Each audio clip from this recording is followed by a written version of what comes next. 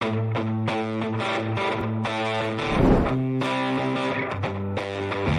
listening to the Cantina Cast, your home for thought-provoking Star Wars talk.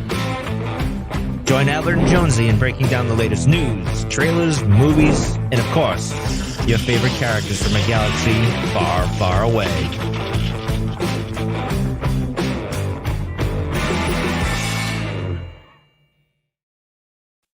Hello, everyone, and welcome to the Cantina Cast. My name is Albert Padilla, and this is episode 404, our first part of our Fallen Star breakdown. We've spent now, let's see, it's been about probably 2 months, coming up on 2 months since the Fallen Star first came out. And we always said we would come back to this. We did kind of a spoiler-free review, but we really wanted to allow people to kind of get into the book, finish reading it. Oh, and then we had that Book of Boba Fett show that came out. So that kind of maybe took some center stage for us in terms of what we were covering. But nonetheless, we have got this is just the beginning too. This is the first episode of a number of episodes that are coming up around the High Republic content. A lot of what we saw in Wave 3 as part of Phase 1. So we owe it to you guys, and we've got it all planned out. We're ready to talk about it, and we're pretty pumped about it. And I say I'm talking about none other than the Dark Side man. What does your shirt say? Come to the Dark Side. We have beer. Okay. I've heard cookies and pizza and ice cream, but I didn't realize they were into beer as well. But Jonesy's with us tonight. Surprise. Right. Jonesy, how are you doing? I'm doing well. It's like every week lately, it's more of a Empire Strikes Back moment with us with technical problems, or where it's like your DAC. Not my fault. Your DAC every week. I've got a malfunction. I was thinking more like Lando. Like, it's not my fault. Oh, no. It's like we're in the battle already. And you're like, wait. Yep. No, we can't go. We can't go. To the fire control. Just hang on. Just hang on, Albert. Hang on. Yeah, well, there was technical difficulties once again. Not that you really care, but yeah, we got a little bit of a late start because can't get this thing to work with a Mac for some reason on Chrome. But that's a whole nother story for another time. Well, that's the joys of live streaming and the things that go with it. Yep. By the way, we're live. Yeah. Do-overs. Sunday nights, 9 p.m. Do we have any news to talk about? I didn't even check to see if we had anything. On the Patreon show, we had mentioned Tom Veach is passing away at 80 years old. And so I think we were just going to say it one more time on the main show here, and just a big loss to the community. And it was author of a lot of the books in the kind of the resurgence of Star Wars, if you will, back in the 90s, and with audio dramas and things like that. So again, Tom Veach will be missed, and a real pillar of the community back in the day when it was still, kind of re-energizing itself. So gonna be sad to not have him around. Yep. Oh, okay. We've got let's see. We also need to talk about Patreon. We've got some new Patreon folks. We picked up 2 more last week. Do you have those in front of you? Because I don't. Yeah. And actually, I think they're folks that have come back. So it's always awesome to see people come back. J.R. Eaton and Corey Inglis. So J.R. joined up at the what's it called? The After Dark tier, and then Corey went ahead and jumped in at the Green Milk tier. So appreciate it, folks. We hope you're enjoying the content, and welcome back. I can't remember if they're from. I think they're Patrons before. I know they've been with the show for a long time. GR he was a staunch follower and supporter, and just an overall good friend over on the basement. In fact, I had him when we did the Ernie Klein interview. I had deputized JR as one of my guys, as the bouncers, if you will, one of the admins during that show. So he knows Will pretty well as well. So thank you, JR, for shifting your money over here. Definitely appreciated. Yeah, thanks, guys. And Corey, too. Yes, thank you. And all the Patreons, really. Thank you guys so much. Okay, well, let's get into we did have a review, a 5-star review. Oh, we did? Over on iTunes, yeah. Albert and Jonesy travel a galaxy of Star Wars stories told in film, novels, comics, and now television streaming shows. They give their thoughts and give listeners a thing to think on. They've been in my playlist for a long spell. If they're in my playlist, recommend to get in yours. So that was from Farm Boy. So appreciate the review. And if you guys want to leave us a review, iTunes is a great place to do it. If you're on the Spotify iOS as well. platform. Yeah, Spotify, anywhere you can leave a review, we appreciate where you leave one. And if there's something we can do to earn that 5 stars, let us know. Yep, I'm willing to pay money. Hey, I've got look at this. I got this new mug, and it's Baby Yoda Grogu sitting there drinking that coffee and it says nom nom nom. It's for cookies, I think. I don't know. That's what I've been using. It's huge. That's adorable, though. Here's the I'm holding this now up. Here's the Gonk Droid for scale. So you can kind of see it's a massive cup that I've got here. It makes me so happy that we've made that a thing. What, the Gonk Droid for scale? We use the Gonk Droid, the little toy Gonk Droid that's like 2 inches tall for scale. Yeah. But it's a great cup that I picked up. So, okay. And all right. So let's talk about what we're going to do here. So this is the first of several episodes that we're going to do covering the Fallen Star. We kind of went back and forth about, okay, we took a certain approach and we broke down Light of the Jedi.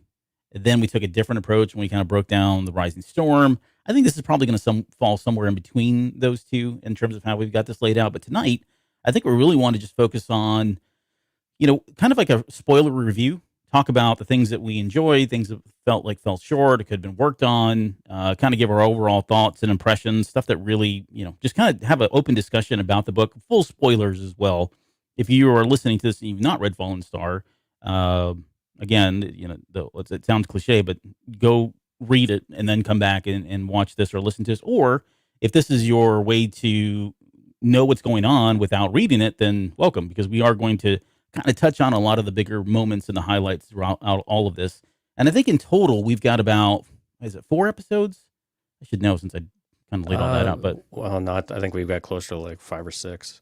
Okay, yeah, it's quite a bit. But we've broken it down. A mix of general show and Patreon, Yeah, so we're going to start with this one as kind of a general overview discussion, and then we're going to shift all of the breakdown episodes into the Patreon. So if you're a Patreon member, you're going to get stuff like a show dedicated to Mark Guion Rowe in the Fallen Star, which will probably have some Nihil crossover, that sort of thing. We'll get into the vessel, the crew of the vessel. We'll get into Bell and Buryaga, of course, Stellan and Elzar, etc. So we've got shows dedicated just to those elements of the book. So should be fun, should be exciting. And then on top of that, we're going to, with the main shows, just as a bit of news, I guess, or kind of to go back to what I mentioned in the opening there, we are going to get into a lot of the stuff that we haven't had a chance to cover around the High Republic, and specifically things like the Eye of the Storm comic. We've got, I think by the time we do that episode, the second issue will be out, which will be good. We timed that perfectly. Right. We've got Trail of Shadows that we need to talk about. My goodness, there's so much been going on there. And then Midnight Horizon, which is just an amazing book. I mean, I can't. Book. Yeah. And I don't want to give too much away here, but if you've not had a chance to read Midnight Horizon, or you didn't have it on your radar as one of the books that you felt like you needed to read, go read it. Like, change your mind. I mean, hopefully we'll change your mind, if not before then, but it is an amazing book by Daniel Jose Older. One of the best of the High Republic, honestly, in my opinion. Okay. Well, then we probably need to go and touch on issue 15 of the High Republic comic, the main comic. When it comes out, is going to have a full picture of the Leveler. So the first appearance visually of the Leveler, not all of the, presumably not all of the interpretations we've had it through the Jedi of their weird psychedelic nightmare trippy kind of thing. But we will see what this thing actually looks like. So that would be interesting to go visit. And actually, I know not everybody gets into the comics, but the comics lately, the last few issues of the High Republic main comic series have been really, really, really good. And so it might be worth just kind of a general overview of the High Republic comic, at least maybe these last few that have run right up to the Fallen Star, because I think there's some really interesting character moments in there, especially for Avar Kriss and Keeve, and really in Skier too. I mean, Skier's kind of fallen off the radar for a lot of people, but Avar and Keeve have had a lot of stuff going on, and Lorna D is there as well. So they've just continued on in a different medium. So it might be good to kind of revisit some of that in some way too. So we might have to throw that in there once that series wraps up, which should be here in March. Yeah, no, I've got that down as episode 406. It's called Jedi's End, and that's the name of the last arc of this first volume. So it's like the last 6 issues that have come out leading up until the one that you mentioned there, but definitely want to get in and kind of talk about all that. So, and I think it's good because, as we're going to discuss now, there's no Avar Kriss in this, and I mean, very little. Yeah. And it's kind of, you're kind of left wondering, like, well, she shows up in the book, but then you don't really know what happened. And we'll get into that here in a little bit, but it's because it's picked up in the comic. So I think it'll do well for you if you've not been following this along and you kind of want to know where she's at. I know, and it means so much if you read the comic because it puts such a different spin on what you get in the book. Yeah, we'll talk about it, but yeah. All right. Well, let's talk about it. We're done talking about it. Let's talk about it.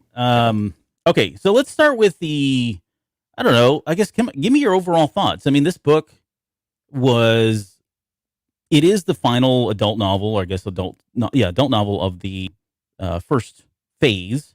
Right. And, going in, you and I both, I know you love Claudia Gray. I love Claudia Gray. I was super excited that she was coming down to do this. And I know this sounds like I'm leading up to a but, and there's really not a but. I would say this was a very, very good book. In my review, I try to convey a sense of, this is a book you absolutely have to read. And I stand by that. You have to go read this if you're a High Republic fan. There's just no mistake about it. And not just for the sake of the content, but because it is a well-written book. I do have issues with some of the choices that were made, and I think they're probably more personal than me.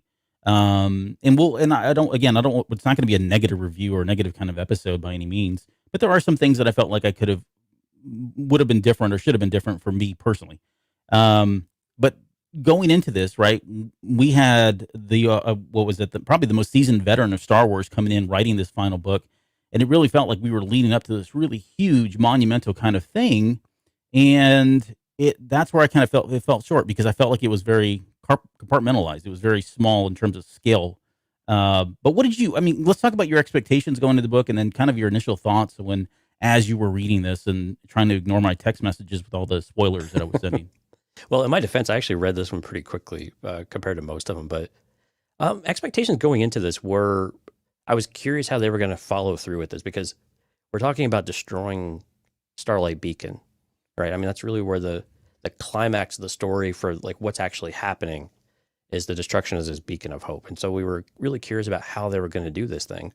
Was it going to be an attack? Was it going to be something else? And the way that she went about it, of being it more of an inside out type of destruction, was very interesting. And it made for a very different way of storytelling when you've got, you and I had talked about this, like when you have Star Wars stories, you have 3 going on at the same time, right? Mm-hmm. We've seen this all throughout Star Wars, no matter which one you've done. There's always been multiple things going on at the same time. Yep. And the books kind of follow that same formula a bit. And this one did as well, but they were on the same station. So it's all kind of within the same building, but in different places. And what was interesting is I read some articles about why they decided to break the station in 2. And the breaking of the station in 2 was a compromise, or was a solution for Cavan Scott and Claudia Gray, because they knew the content was overlapping with Cavan Scott doing the comics and Claudia Gray writing this book. And so the reason why they split the station in 2 was so that they could, because you notice most of the story is happening with Elzar Mann and Stellan Geos. And so there's other things going on where the Ataraxia is attached and all of that.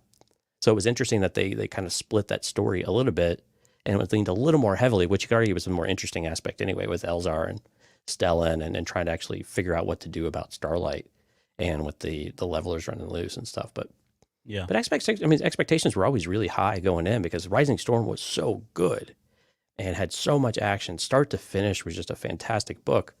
And we, some folks, Claudia Gray has a slow burn to get started sometimes. Mm-hmm. And you and I kind of differed on this one. You kind of felt like she stayed a bit true to form, if I recall. Whereas I felt like this one was actually pretty well paced through the entire thing. It never really got to a fevered pitch, I think, but it always felt like it was moving and going. And I was never bored with it at all. And I think some of the shocking moments in this, especially with Elzar, I mean, man, there's right on par with what Cavan Scott laid at our feet, and now Claudia Gray's taken his cues, so we don't know who to trust anymore with this thing. Yeah. I don't know. What do you mean to do that? I didn't. That was different. Yeah, sorry. I just do something in chat that says Zoe. So anybody that is looking at chat, I don't know why that happened. So I did feel like this one did get off to a slow start. It's a slow burn, like you said, I think, for Claudia Gray, for me, for the most part, in every one of the books. I think where this one differed, though, was I didn't feel bored. I don't know if bored wasn't probably the word I would use. I would say, and I wasn't saying that, yeah. Yeah, but I get what you're saying, though. It wasn't action-packed like The Rising Storm. I felt like The Rising Storm, it didn't give you a chance to breathe. And this Right. one was like slowly suffocating you, right? In terms of like the pacing. And I don't mean that in a negative way, but it was just like the tension, the buildup was kind It of was very kind of like slow and methodic. Bloodlines in that. Yeah, it's kind of like Oh, it's a Bloodlines in good that example. way. Yeah. Yeah, it really felt like how that one was a really slow burn. Yeah. There was a lot of setup, and then we get to the very end. There's a lot going on, and it's very busy, Yeah. and the pacing's very different at that point. So why don't we do this? I want to talk about the things that the stuff that I thought really worked well, the things that I really enjoyed from the novel, and I'm going to start first and foremost with Stellan Geos. Just that character alone, like it was a character we didn't really get much of. We had him in, of course, the Rising Storm. He was absent in the Falling Star, or sorry, absent in Light of the Jedi, absent in just about everything. I think he made an appearance in one of the comics, a couple of the comics here and there, but we didn't really get to know him until the Rising Storm. And to see him go from where he was there to where he goes at the very end of this book, I think is a very interesting character development for him. It is, I feel like it sucks that he had to die of all the people. And I think going into this, there was a lot of speculation. I mean, man, they threw up that poster about, who's going to live or who's going to die. I forget however they posed that question. But he was not one that I was expecting. I was expecting something like, an Avar Chris turning to the dark side, which we'll talk about the comic here. I was expecting something like that. I didn't think, felt like it was probably going to be too early before they got rid of Stellan Geos, or one of the three firebrands, Stellan, Avar, or Elzar. Right. But in the end, I think it was a satisfying death, if that can be a thing. I enjoyed his journey. I connected with him at the very end, and I think that's what Claudia Gray does really well in this. Like, all of my notes, when I go looking at my notes here, I was like writing everything that I didn't like about it, and there's nothing in here that says, with the exception of one, none of the stuff I didn't like are characters. Everything that I loved about this book were all characters and the things that the characters went through, right? If that makes any sense. So Yeah. to her credit, I think she does a really good job with it. And for Stellan Geos, and just reconnect, like being able to connect with him at the very end and kind of sympathize with what he's going through, about how, he was he was a person that really never made any decisions of his own. Like he was always being led by someone else. He was the poster boy, right? He was the star. I mean, we can talk. The other thing, I'll just kind of tie it into this, was the title of the book, right? We talked about the fallen star and whether that was going to be somebody falling from grace in terms of going from the good side to the dark side. Was it Starlight Beacon? Was it both? And I think at the end, it was Starlight Beacon first and foremost. But you also had the fallen star. I mean, Stellan Geos, his name means stellar, or what do you call it? Right. He was star, essentially. When he was the pole star. He was the pole star, right? The brightest star in a constellation. And so you had that kind of meaning. But then you also had him in the Rising Storm, where he was the star, literally, of the High Republic, or of the Jedi Order during this time, right? He was on all the vids, and people saw him holding Lena So. He was now a celebrity. So from that perspective, he was another kind of star that had fallen. But yeah, I mean, just him finally making a decision on his own, and doing so like without the aid of the Force, right? This was stripping down somebody to his core, removing him of the Force, and allowing him to kind of save the day and go out the way he wanted to go out. I thought it was just a very, very fulfilling, and although sad, I actually really enjoyed the way he kind of passed. So, Yeah, it was. I don't know if I would use the word satisfying for me, because I don't know. I really wanted more with Stellan. I thought there was a lot more to develop. It's really difficult when you have a character who had such lofty expectations and everything, and then you spend really the entirety of this book, he is being influenced by the Leveler's presence, and he's struggling with fatigue. He looks haggard all the time, and for him to go through this journey to where he's at, to where he's like, I'm just doing this as a man, not as a Jedi, not as a Force user, but just as a man. I'm finally feeling like myself, something I should have done long ago. Very tropish, right? Of if you find yourself right at the very end, and you kind of die with peace and purpose, which I think is generally one of the themes of this book, was kind of place and purpose, right? But I'm never quite satisfied when we get this good arc for a character and they finally get to something only for them to go away. And I think that's really difficult. Now, having said that, we haven't experienced Force ghosts yet or Force spirits, however you want to say it, in High Republic. So it would be interesting if at some point we actually had Force spirits come back and present themselves in High Republic, which we've not had. We've only had them in everything else, original trilogy, prequels, all that stuff. Yeah, I mean, that could be a way for him to bring him back. I don't know how they would contend with the whole Yoda not knowing and having to be taught and all that, but I'm sure there's probably ways around that. Right. Here's an unfair. Oh, go ahead. Oh, yeah, and I'm with you though with the parts that I had more critiques on weren't really the characters themselves. I mean, it was really because you can go through the characters, you look at what they did and their motivations and what they had. I think there was only one character I really didn't care for. I was Coley Lynn. I just kind of felt like he was just kind of tossed in there a little bit. But I think it's the story choices, I guess, were probably the only things you really had a complaint about. But again, I think it wasn't even like the choices they made or how they were done. It was just, there were certain things I was hoping to get resolution on that I just still don't have resolution. Now I'm worried I'm never going to get that resolution with Stellan and Orla, right? Yeah. Like the way seekers. And I mean, those are types of themes that they really played up, and she did such a great job of pulling you in to say, okay, Stellan and Orla have a backstory, right? Just like Vitus Comac and Orla have a backstory. And now it's like we don't know if we're ever going to get them. And we also start to get a flavor of Stellan's perspective on way seekers and why he has a problem with it. Mm-hmm. And maybe there was some resolution with that here, and kind of where we got. If you just kind of pull it out of the story a little bit, and you say, okay, well, him having to find his own path, even though it was in this kind of moment, maybe he understood way seekers a little bit better, that they had to go on this kind of other journey of where the Force takes them. But it was really not ever put in overt terms like that, to where it was really satisfying. And we had so many almost moments. I mean, I say so many. It was like 2 or 3 almost moments between Stellan and even Elzar with Orla of understanding what this rub is and why, while they're really good friends, why is there this tension between them all the time? And it's not necessarily relationship-y type of tension. Right. Yeah. It's really a matter of belief system and how they perceive your place in the order and what you should or should not do and how you go about doing it. Is very much I can't think of the right word I'm looking for, but just how you go about your life as a Jedi, and that difference of opinion between Stellan and Orla. Yeah, I mean, I think we talked about Stellan Gios kind of being the prototype of somebody like Kenobi, kind of by the book.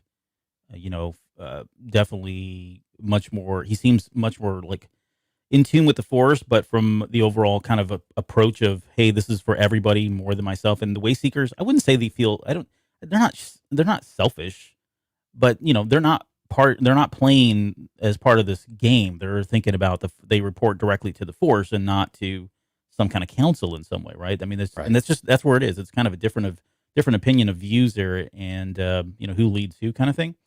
I have one. I want to go back to something you said earlier, though. You said that the death was something surprising, and you wanted more. Here's an unfair question. But if you had to say which of these had and Clone Wars notwithstanding and all that, but if you had to say which of these characters, did you feel like had a better, a fitting death, if you will, was it somebody like Stellan Gios or was it somebody like Qui-Gon Jinn? Because Qui-Gon Jinn was robbed from us out of the gate. I mean, everybody loved that character at the very beginning. He was just kind of before the High Republic, he was what we kind of thought the Jedi Order to be, and not these other jokers that were in that movie. But same thing. I mean, we lost him at the very end of course, the Phantom Menace. But which one do you think had the better fitting death, or is that even a fair question? I don't know. Yeah, that's a really tough one because Qui-Gon died in battle, I guess. With an unexpected, what's the word? Villain or unexpected battle, and what was going on was just the veil was pulled over their eyes so much. So at least I think that one was more expected, as far as it's more streamlined and a more direct way of conflict, to where these things can happen when they die. Mm-hmm. Whereas I think with Stellan Gios, it was one of those things where there was still a choice to be made about whether or not he sacrificed himself in order to protect an extra dozen people. And that's really kind of what it came to, is that he was protecting an extra dozen people because they had avoided the hundreds or thousands or millions or whatever it was with the city down below on Irem. And so it was a bit of a, it was, I understand where the Jedi are at. One life lost is too many, but also at some point, it's also, can you still do more good? And that's an existential question, right? It's a very personal question about what do you go about it when you're talking about saving yourself? Is it worth it to put anybody, sacrifice anybody in that way, just so you can, protect yourself, or so you can live another day and try to do more good later on? Right. And that's a very difficult and very personal question for folks. And I think with the Jedi, I think with Stellan and Geos in particular, I think that's a lot of guilt that you might bring with you. And we see this from some of the Jedi we have. So I still think it's Stellan over Qui-Gon. I think with Qui-Gon, while it was sad, it was also, we had to have a way of Anakin and Obi-Wan having an imperfect relationship in order to identify with where Anakin was going to go later on. Whereas with Stellan, you could argue that Elzar needed Stellan a bit still, but from this moment on, I mean, Elzar is an adult, and they've known each other all, and they're not really learning a whole lot from one another, although they do help one another off and on. Yeah, you said something in there also that kind of sparked my memory. The idea of whether is 12 lives worth your own, and it kind of as a quick aside, there's a documentary out right now about that Thai soccer team back in 2018 that went into that cave and they were trapped. There's a great documentary about this, and I just happened to watch it today. And there's a moment in there where they were talking about, okay, they were starting to have to face the realization that they may only be able to successfully rescue one child, and all the other 11 may just die. And the guy that was from the U.S. that was kind of running the mission, if you will, said at the very end, all these choices are horrible, but some choices are better than others. Right. And if we can just save one life, then for him, that was mission accomplished. And he was trying to get through to everybody to make them understand that those were kind of the terms. And, but it's the same kind of thing here. We're Stellan, yes, he had protected millions of lives by not letting that thing crash, excuse me, on the main city there on Irem. But, and just spending just a little bit more time and drifting that thing out further, at most he was going to have casualties from like drowning or whatever, but he was trying to minimize the number of lives. And that is in tune with what the Jedi were trying to do this time. We talked about that every time they killed a Nihil.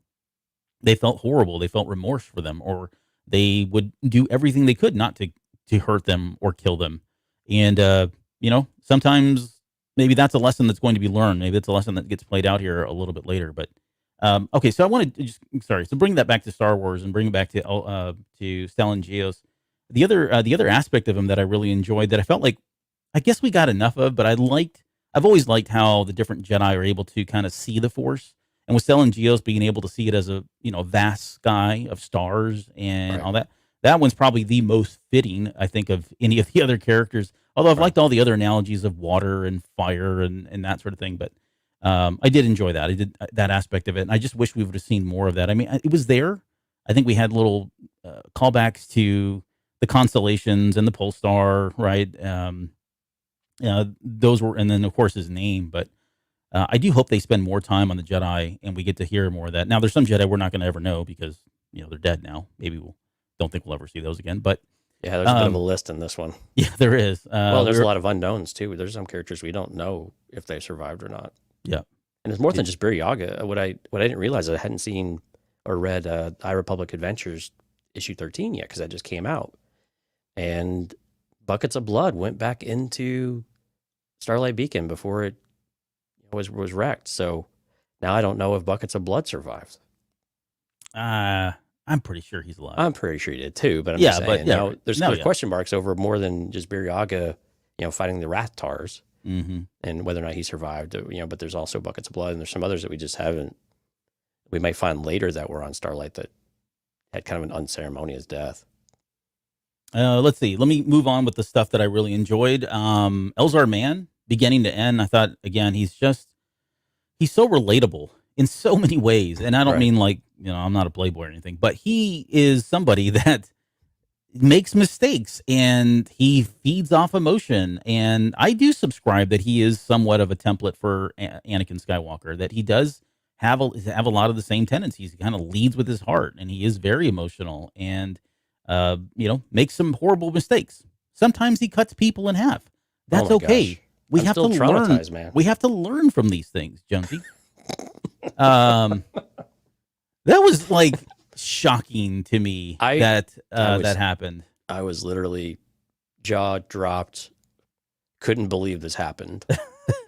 And not only was it just like, oh, he killed somebody, it was like Chancey Yarrow of all people, right? Somebody that we had known from the other novels being sliced. And I thought it was, I had to go back and reread it because I had made this little, like meme where it showed, I forget how it was now, but I had Chancey Yarrow I cut her in half, and then I put this Darth Maul spider legs on her, and I'd posted that somewhere, and they were like, no, dude, they cut her like vertically. Yeah. And I'm like, oh wait, did I misread that? Yeah. Like wearing a seatbelt, that's how he cut her. Yeah. Yeah. So I went back and read it. I was like, whoa, that's pretty vicious that he just went all, Well, he was so angry too. Yeah. I mean, and again, he was under the influence of the levelers being present. He wasn't thinking clearly. It was the fear and the anger and everything just going around them was just too much in that moment. He had finally started opening himself back up to the Force too, and it all just kind of came rushing in at once. And it was devastating. I mean, it was really devastating because you see a character who throughout this book was really finding his way. And while he was nervous to tap back into the Force, had largely been closing himself off to it, which ended up being a good thing because he wasn't as affected by the levelers throughout most of the story. But for him to go through all of that only to leap to an assumption over what he sees, assuming that Yancey and Nan were the saboteurs the entire time. Yeah. Didn't ask any questions, didn't take any prisoners. It was just lights out. It's done. And it's just so tragic. It's just so tragic. It was just, I mean, it really broke my heart. I'm like, I just couldn't believe Claudia Gray of all people would do this to me. Yeah. Kevin Scott, we kind of expected at this point. Sure. But not Claudia. Yeah. Not Claudia, not innocent Claudia Gray. I know. Right? Yeah. I had to read that several times because I was like, wait, what? He cut her in half? Like, I couldn't believe it, honestly. It was just one of those, it was a very shocking moment. So I really enjoyed that. Because I think that it was Yancey Starro or Yancey. Chancey Yarrow. Chancey Yarrow, that was the one that he killed. It was just unbelievable because a fairly significant character at this point. Mm-hmm. I mean, she's the mother to Sylvester Yarrow, who has been in some of the other books as well. Yeah. And so there's going to be knock-on ramifications there as well at some point. Yeah, I mean, she wasn't a great person, but she was a person that we knew well. And there, like you said, that connection to her daughter as well. Right. Let's see and then, so let's talk about just quickly, Avar, so go back to Elzar Mann. I am really interested to see now what becomes of his relationship with Avar Kriss. They obviously meet up at the very end. There's almost like a level of codependency here between, at least on his end, it feels like he is kind of codependent on people. He needs those relationships and he needs that kind of constant contact and constant reaffirmation of where he is in that relationship. Again, maybe more Anakin stuff there, but I'm very curious to see how this is going, especially given what we know about Avar Kriss and what she's done, right? Neither one of them are clean. Both of them have done some kind of horrible things now. And, I don't know. I just don't know where that relationship's going to go. If they're going to truly ship and what that's going to do to them now that they are older and they've got this baggage, they've maybe arguably have walked down the dark side path, and we don't know what kind of atonement they're going to go through or cleansing process, if any. But I mean, that could be a relationship that leads to bad things, in my opinion. It could. I mean, and the major difference is that Avar was lucky to have Keeve to interfere, or it would have been worse. It stopped her from doing what Elzar did, but she pulled the trigger basically, right? I mean, she went through the actions of about to kill Lorna D, if only for Keeve Trennis interfering. But she cut her arm off too, didn't she? Or her hand? She cut her hand off. That's all right. I mean, she was just disarming. She was wielding a lightsaber. It was fine. Yeah, we needed a dismemberment. We've been low on the dismemberment, so we finally got in the comics, though. Right. And so yeah, I think there's a difference there. But I think the thing that I like though is that Elzar is yearning to tell her. He doesn't want to hide this. He wants to be open with her because he knows that if he's not, he can't work on it. Mm-hmm. And he can't trust himself at this point. So you're right. He kind of needs supervision at this point. And Orla was the one to do this for him. And he started relying a lot on Orla and trusting her advice to be able to trust himself. And now he's just this complete mess, right? And there's still a lot of good in Elzar Mann. He wants to do good. Yeah. He continues to try to choose the right path. But you're right. I mean, it's hard not to parallel him with Anakin at some point and say, okay, well, there's wanting to do the right thing and choosing to not do the right thing every once in a while don't jive at some point, and you end up just making that path, and you cross that line, and it's hard to go back, at least without losing a duel to your son, I guess. But I mean, it's a Yeah.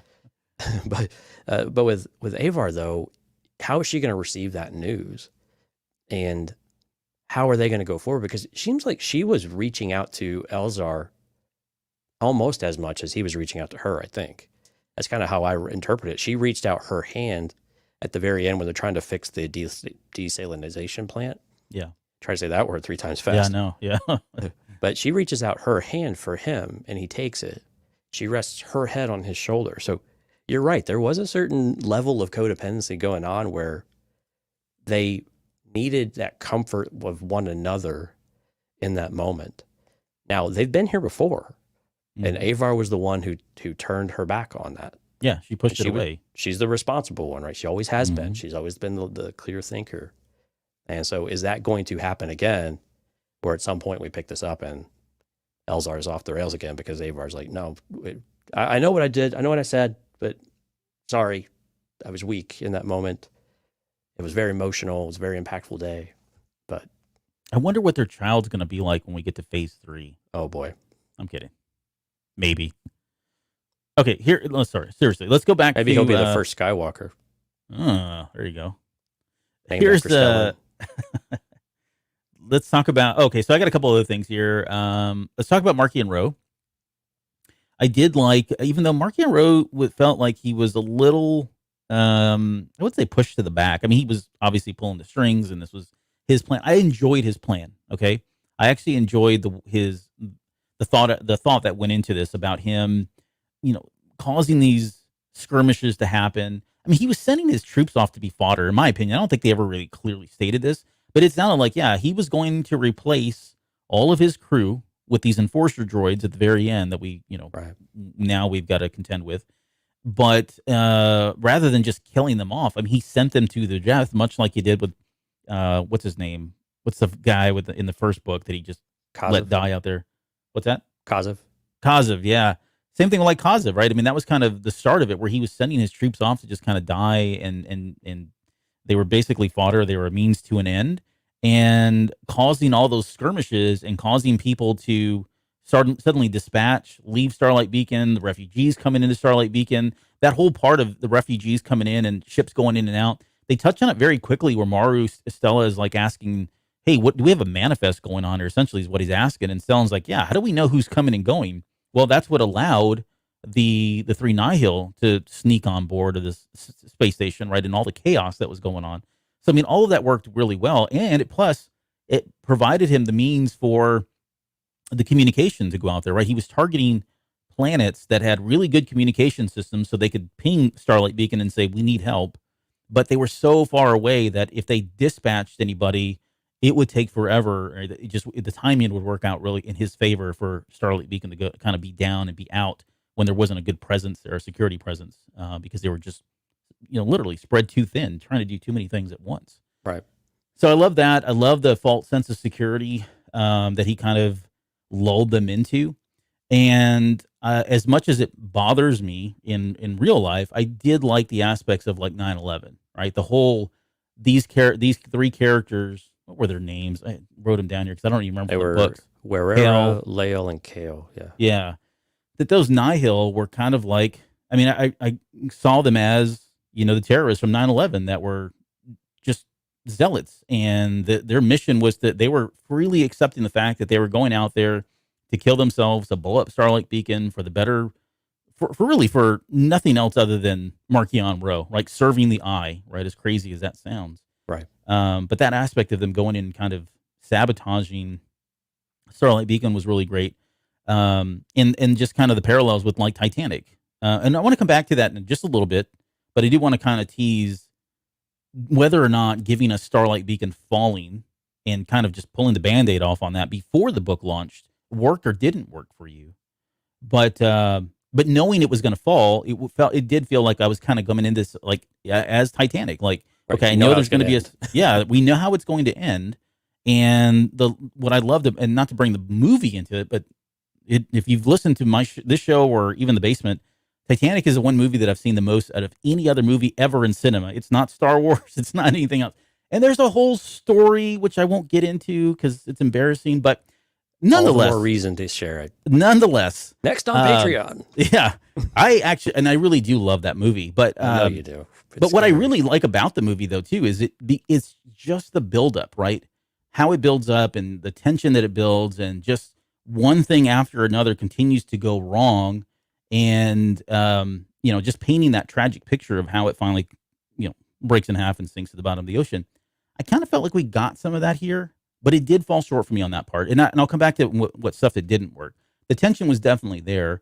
I love the fact that they showed us this was going to happen, but maybe because I'd seen Titanic so many times, my expectations were way too high going into this book. And I was expecting that level of just on the edge of your seat by the very end, and all these things kind of coming together. But anyways, where was I in that? I don't even know where I went. I went off on Titanic again.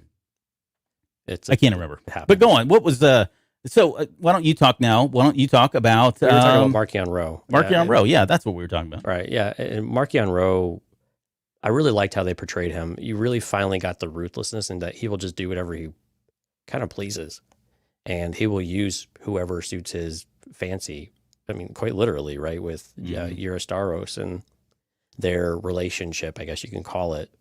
And really we don't really talk about this kind of stuff, but that sexual tension that he put out there, that kind of, that bravado that he put towards Staros. And they really painted her, while they scented her, really painted her almost as a, infatuated schoolgirl of sorts. Just like that he was the bad guy of the school, and the bad boy. Right, yeah. And then she wanted to be on the arm of the bad guy until everything got too real.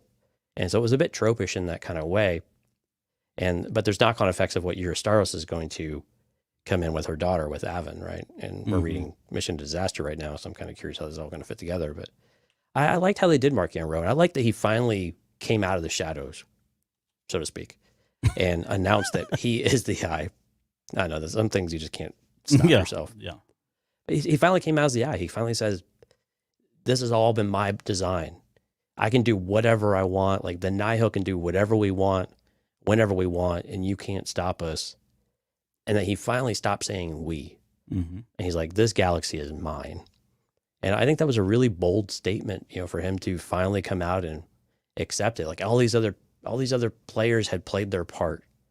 And now it was time for him to emerge as the really clear figurehead as everyone else. I mean, Lorna D is in captivity at this point, we believe.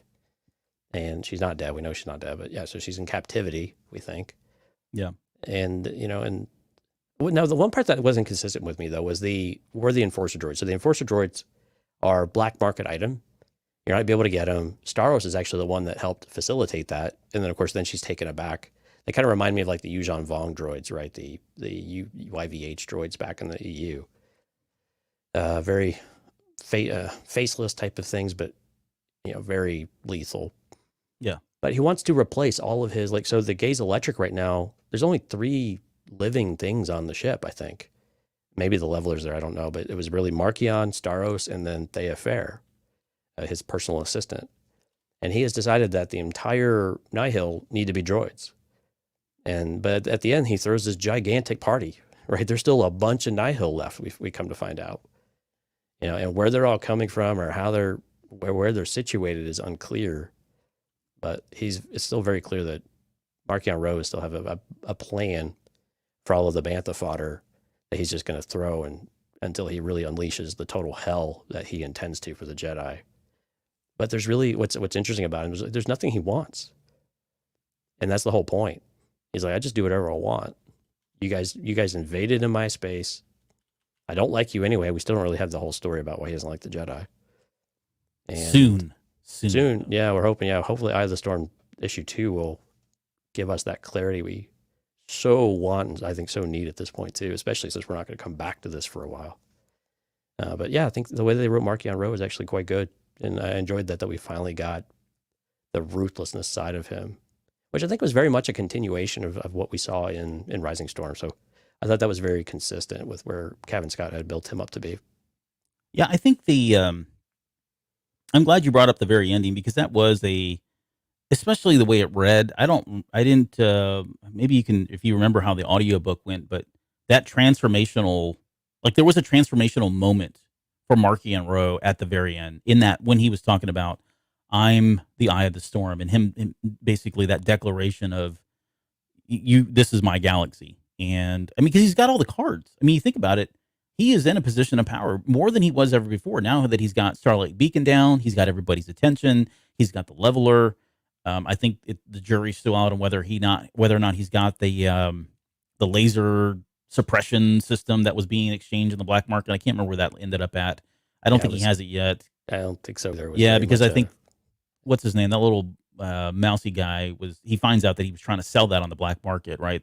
That guy's got it, Professor or whatever his name is, Doctor Zhivago. Yeah. No, but yeah, anyways, so yeah, I do like the kind of where he is in his position of power, and I would agree that he's not done yet. I mean, he's gonna need people to fight his war still, even with the levelers, and the Jedi out of the picture. You don't win a war through words, right? It's all boots on the ground kind of thing. So where is his army? What is he going to use to kind of take over? And where is he going? Like that's like he has all these outer rim type skirmishes going on. And when you get into like Midnight Horizon and they're talking about, well, I guess I shouldn't spoil. Well, it's not a spoiler, but in Midnight Horizon, the thought of the Nihil coming into the core systems is just ludicrous, right? Like it's not even fathomable. There's no way they would ever come here and we would be on top of it and that sort of thing. But I do wonder if his sights are set on someplace like Corellia or, Coronet City now, which is kind of a prominent city that we've got in New Republic, or, Coruscant, right? I mean, any one of these core planets that are massive, I wonder what his plan is going to be, and is he going to take a stab at those guys a little bit later down the road? So yeah, I mean, it's clearly he can get his foot in the door anywhere he wants. They've not had any issue with him showing up or with having the Nihil infiltrate and do something in any one of these places because they've done it and they've done it reasonably successfully. Yep. Let's see. So we talked about Marky and Rowe. Yeah. So while we're talking about Marky and Rowe, maybe he makes a comment that he was really sad. The only thing that really saddened him this day was the loss of the levelers. Well, or the beasts that gave their lives to make all this happen. Yeah. But his response to that was, but that's okay. I can get more. Mm-hmm. Which is very interesting because when they first introduced this, this creature, it seemed like it was very special. Right. One of a kind, frozen. Kind of one of a kind. Yeah. Very, very worship-like. It was an amazing thing that just couldn't be replicated. And now we've got multiple running around. And where the heck is he getting these things from? Did I share my theory on that on the Patreon episode? I think you might have, but maybe recount it just briefly here for us. So my theory was that, what is his name? The doctor. I'll find out what you're talking. Okay, please look that up. So my theory, and I will keep this very brief because there's a lot to it and I don't remember where the show is, but my theory is that he got that one out of the ice, and he got this little doctor guy to go clone more of those. And if you think about it, if he is breeding them, let's say maybe he's not cloning them, maybe they're asexual and they can breed on their own, whatever the case may be, he's got more of these things and he's got to bring them up, right? He's got to raise them. He has to feed them. And my theory was that he had taken Loden Greatstorm, had locked up Loden Greatstorm, and because we know from this book, especially in other books, and the comics, they feed off the Force. And I'm taking that as part of this theory. I take that in a literal sense that he needed to be able to feed these things and grow them so that he could use them when we got to the Rising Storm. And that whole year of, Loden being locked up and suffering and all that. I mean, the levelers to me were probably around there and just feeding off the Force, growing in size, growing in power. And it's probably why, because we never got the explanation as to why he needed a Jedi. You remember that in Light of the Jedi? He was like, hey, we need to find one. We captured one. To me, I think that's what he was using to feed these babies and continue to grow them. Dr. Uttersond. Uttersond, thank you. What a little weasel that guy is. I think some of it with Loden was also to test the effects of the beast to see if Yeah, if the creature for was sure. that effective, right? Yeah. But so to that end, I think, I mean, and we've talked about this too, like just the thought of a breed, like an army of these things. I mean, the Jedi are done, right? I don't understand. Well, I got theories of how they can combat the leveler. Everything from using what Luke used and using what Elzar Mann used and suppressing the Force within yourself. I think those are probably maybe where they would go with this, and as a tactic, maybe not a long, sustainable tactic, but in short bouts and spurts, being able to use that to kind of combat them. To using basic people, normal people that aren't affected by the Force, they would be the most effective, right? Do they bring in Right. like some kind of commando army or whatever from the New Republic? That would be really cool if we got a whole branch of that somewhere at some point. And then I started thinking, and then just now that I'm on this topic, another way is the whole thing that's going on with Skier. You have somebody who's been trained as a Jedi, an amazing Jedi, combat wise, Right. very smart, very skilled. He's got Physically imposing. Yeah. physically imposing. He has the ability to regenerate and regrow. He's got all these things going for him.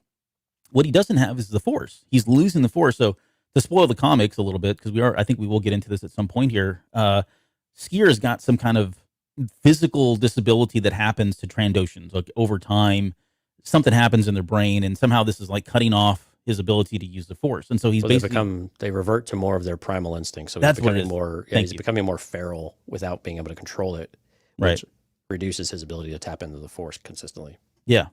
But if you think about it, it sounds like a very tragic story, but who better to lead, right? Maybe the humans, the non-Jedi.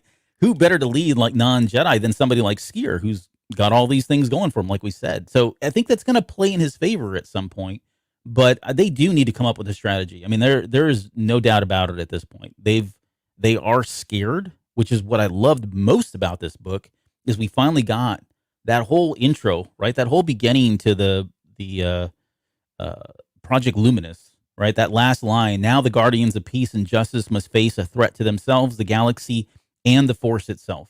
And I think we're finally getting to see where the threat of the Force is, and it's in the way of these levelers and being able to negate the Force. And what do you do, right? They've got to come up with a plan here very soon. So Right, and the levelers have now impacted so many people who are still living that they're having a better idea of what the creature is, because we've got Emmerich Kaftar in the what's it called, the Trail of Shadows comic. He's been affected by it. We've had Elzar, we have Bell.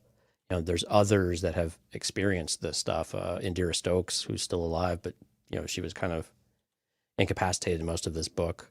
Mm-hmm. So there's characters now. They're starting to get a better feel for what's going on, even though they're still very uncertain about what they're facing. And I think that's what Marchion Ro's done really well, though, is that while they've seen the effects of this creature, and they continue to feel what it does, they don't really until they really understand what it is, then they can't really do much about it. And that's why I think a book like Midnight Horizon is so important there towards the end, when a certain little green fella shows up.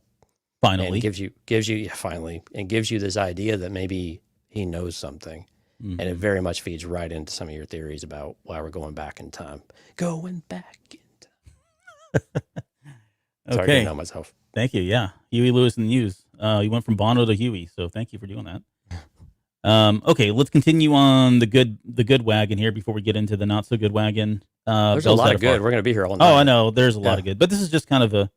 We're gonna break all this down in a lot more detail when we get into the Patreon shows, and we will go. I wouldn't say chapter by chapter, but we're going to touch on a lot of the main story that happens with these characters. So look forward to that. I'm pretty excited about it. And then I got a couple fun ones in here that I just enjoyed that we won't talk a whole lot about. Which one of them I texted you on that. But okay. What was I saying? Oh, so Bell Zettifar. Yeah, really great book for Bell. I mean, come on. Like, if you're not in love with this guy by now and where he's at, again, another character that I feel like is very relatable. He's not always perfect. He's very grounded. He's very emotional, right? He's got a lot of emotion. He's dealing with it. He's trying to deal with it. And he's hearing, you got to turn this off. And at the same time, he can't not turn it off. And I don't know where he's going to land up, but he can't seem to get a break. I mean, he just Yeah. feels, it feels like one thing, bad thing after another, and you feel like he's going to snap. But you think about it, there are some people out there in life that just have some of the most horrendous things happen to them, and they are just they are better because of it, right? They come out better because of it. They Right. have They don't just persevere. They have somehow used that and thrived in spite of it all. yeah, It's exactly. incredible. Yeah. And he is to me one of those characters that it doesn't matter what's going to happen, you're not going to break him. It's just his resolve is such that that it won't happen. Um, I love the fact that he's, we even get inside of his head earlier on, where he's got on the first and foremost on his mind throughout this entire book, he's thinking of his master, and he's in this for the sense of, I wouldn't, not revenge, but certainly justice, and bringing them to justice. And some of the comments that he makes himself about, yeah, this is finally it, or we're finally going to show them, right? He's almost pepping himself up and psyching himself up for some of this stuff, which is great. There, in my theory, now I've coming out of this book, the other theory I had was that at some point Markion Rowe is going to die, and it would be poetic justice for it to be an older Bell Zettifar that is the one that finally puts his saber through, Markion Rowe, and this is for my master. I mean, I know it sounds cliche and it's tropey and all that, but there is something now about that character that I feel like I just love about him so much, that he needs that, right? He needs to have that sense of justice being served, and in the name of his master, who we all loved. It was such a heartbreaking moment for us in the Rising Storm. So I do. I hope. I do. I'm pretty confident it is going to be him eventually that takes Markion Rowe out, and I can't wait to hear it. So, but what do you think? Well, I mean, yeah, Bell taking out Markion would be very fitting, and maybe that's exactly when Keeve leaves the Order and assumes control of Nihil. So maybe that plays right into one of I your almost theories. spilled my water, like spit my water out when you said that.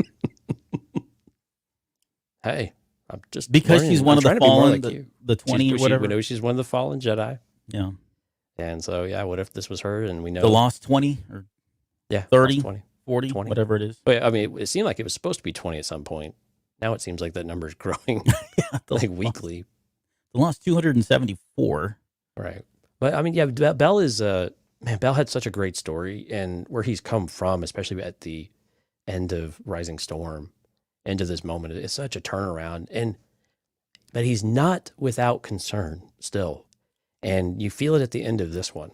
So Buryaga goes missing. He's fighting the Rattar, kind of saves them from the Rattar, and disappears. Presumably fallen. They most believe he died. There was no way he could survive this. But Bell now has this just drive that he was wrong about, or he was right about Loden Greatstorm. If he would have just trusted himself that he was still alive, maybe he could have got to him. Yeah. Maybe things could have been different. And those are dangerous thoughts already, or they can be dangerous thoughts. But now it's almost like he's a little wild-minded, like, until I see a body, basically, which is kind of the theory we subscribe to most of the time these Right. days. In Star Wars, you have to, yeah. Until he sees confirmation that Buryaga didn't make it, he's going to look for his friend. And Elzar at the very end of the book, I think, was very understanding of that. And I had no intention of stopping you. Godspeed kind of thing. Good luck to you, and do you, and this is what we need to do. We need to be there for one another and not give up on one another. And so for Bell, though, but it's also a concerning spot too. Does he start moving more towards the point of obsession, and to where he is going to be a bit out of control and not be able to rein this back in? And for a young character, while he's made leaps and bounds and progress, he's still young, and he's still got a lot of growing up to do, and potentially going to be doing this on his own now.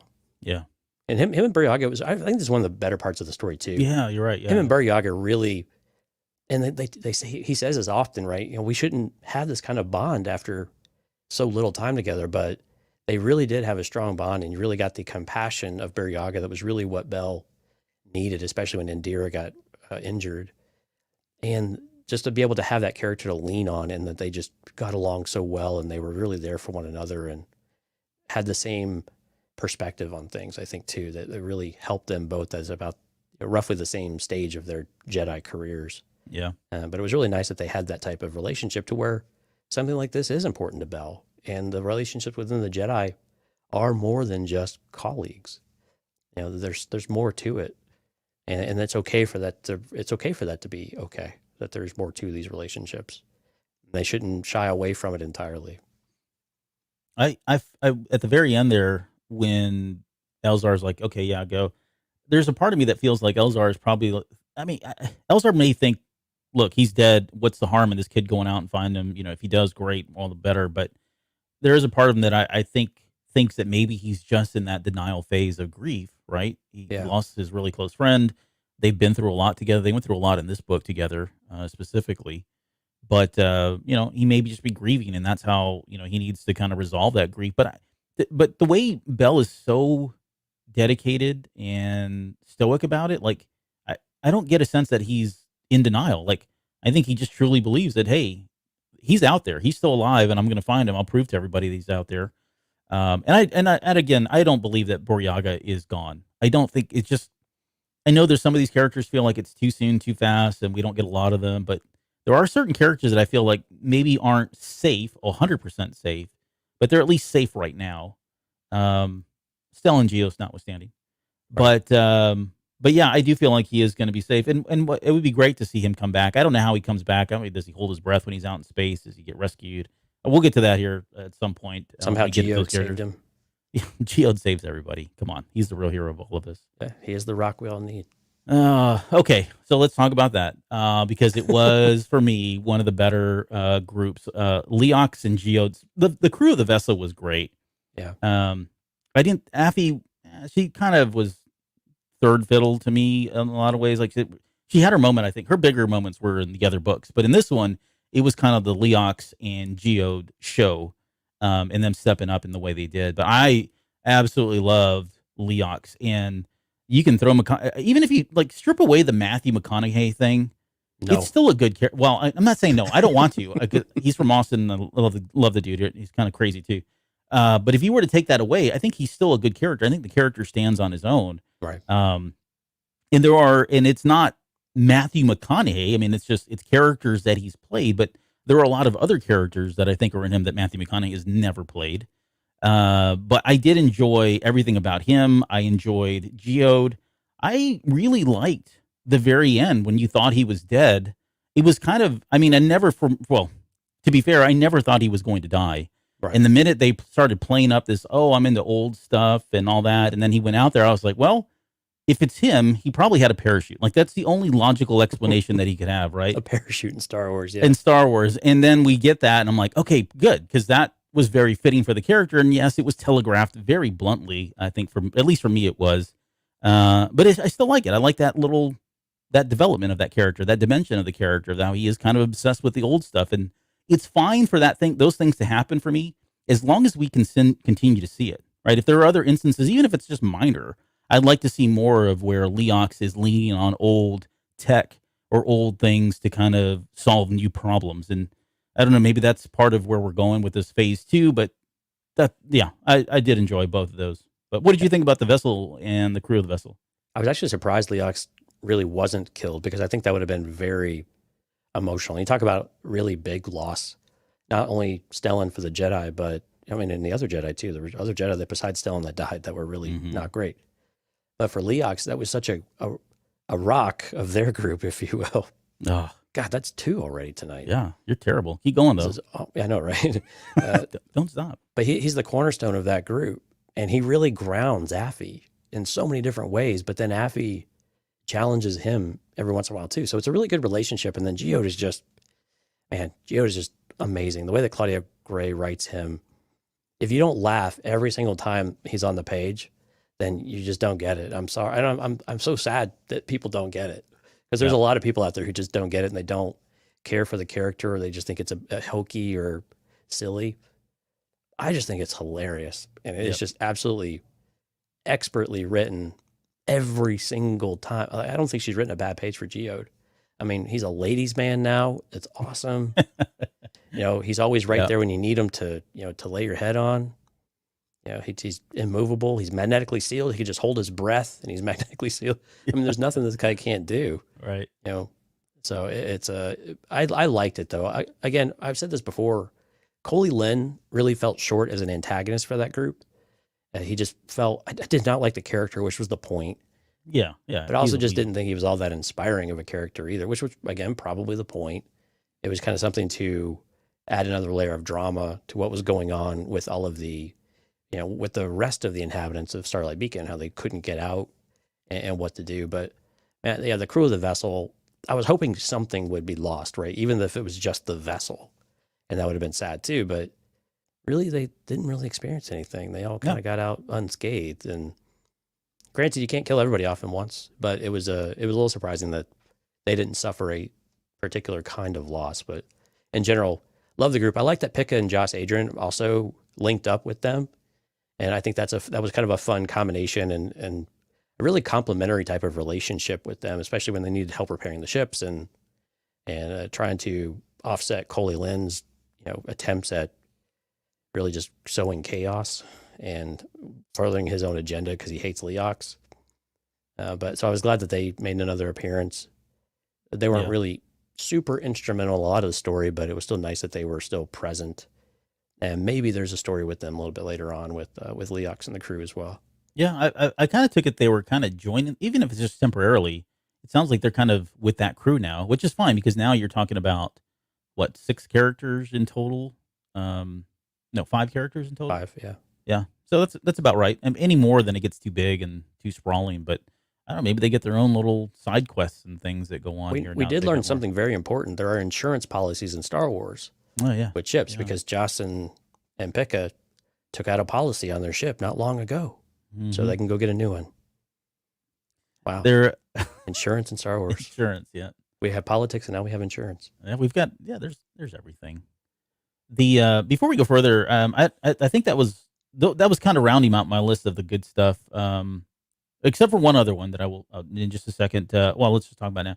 The other one that I did text you about was the I did listen to the audiobook on this one. So this is, I mean, the whole the rollout, this has nothing to do with the book, okay? Because the book is the book and it stands on its own.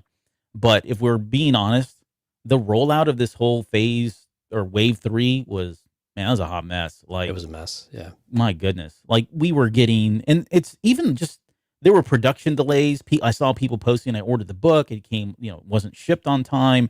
It was outside the hands of like Amazons and those guys. The stuff that happened beforehand, like the advanced reader copies that we were supposed to get, we didn't get those. We got the audiobook first, which I was like, oh, great. I'm forced to listen to the audiobook, which I actually, and here's the blessing, and I'm getting to my point here of one of the things I really enjoyed. It wasn't bad. I enjoyed the audiobook. I listened at like two times speeds or 2.5 though. That's which tough. Yeah. That's fast. It is pretty fast. But so I don't really get to listen to I don't ever hear like the character voices and the action and stuff. I'm just like focusing on the words and what's happening. That's how my mind works. But the point of this is when I got to the Merengue glide, or what was it called? The Morgenge glide, the music that they played. So there's a moment in there where Leox, oh yeah, and those guys they come across the Nihil and they need a distraction of some sort. And so they start blasting this music out. I forgot about that. That was so perfect. When I heard it, it was like beep, beep, beep, beep, like really fast, right? So I was like, well, let me slow this down because I'm just curious. Like, what does this sound like? Cantina radio thing, right? It was like right out of the 80s. Like it was like 80s synth pop music. And I'm trying to find like the copy, who did this and all that still. And if I get it, I can't wait. But I was so excited that I texted Jonesy and was like, there's 80s synth pop or something in Star Wars now. It was so exciting. But I did really enjoy the music. As trivial as that sounds, that was a highlight for me of this book. This audiobook did have some different music in it than was typical. Because even when the last ones, when they had what do they call the Nihil's music? Sri Kara? Oh, wait. No. The Nihil's music. Oh, yeah, the Rec Punk. Rec Punk, there you go. Yeah. Even when they had the Rec Punk, they didn't really give you music to really link that up with anything. I heard it was just Leox, like noise. Yeah. But with Leox, every time Leox has music, there's music for Leox and company. Nice. Yeah. And it's great. It was very out of place for Star Wars. I get that, but it was very fitting for the scene and it was very disorienting for the other characters, which I just thought was absolutely perfect. Yeah. Well, I understand why that that song was number one, I guess, during that time, a long time ago in a galaxy far, far away. Okay. I wonder if it was a solid gold album. But man, you're getting better at this, Jonesy. I'm so proud of you. You're really coming around. Like, character growth right here is what we're. Well, and we had a comment in the chat that was really helped set that up to Logiven Baldwin. Matthew McConaughey plus a rock equals solid gold.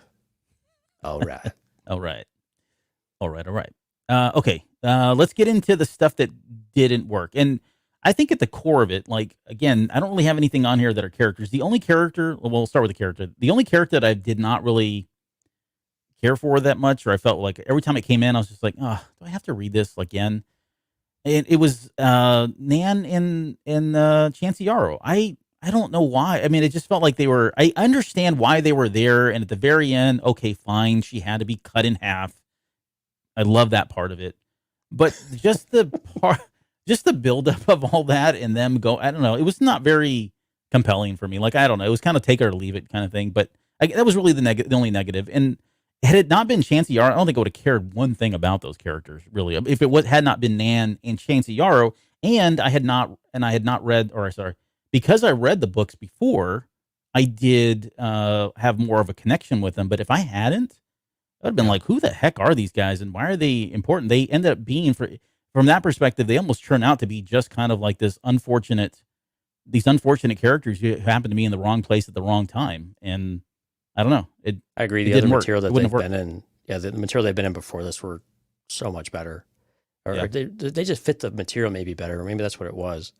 And at this point, it was almost inconsequential. They're a bit aloft at this point. So when Out of the Shadows, they end up working for the Graff family, is where they end. They're kind of independent contractors, but they're kind of indentured servitude of sorts too. And Nan doesn't really see the difference, but there's a debate in that. And I mean, some of the dialogue between them was okay. It was good, but you're right. It was a bit flat. It wasn't really anything super high or low. We didn't quite understand what it was that they wanted to get. Yeah, I mean, and again, even at the end here, it's all directionless. And Nan is now potentially going to try to make her way back to the Nihil or something like that, even though she has basically a blank slate in front of her. She chose to, but she's aloft. But again, her character ever since, man.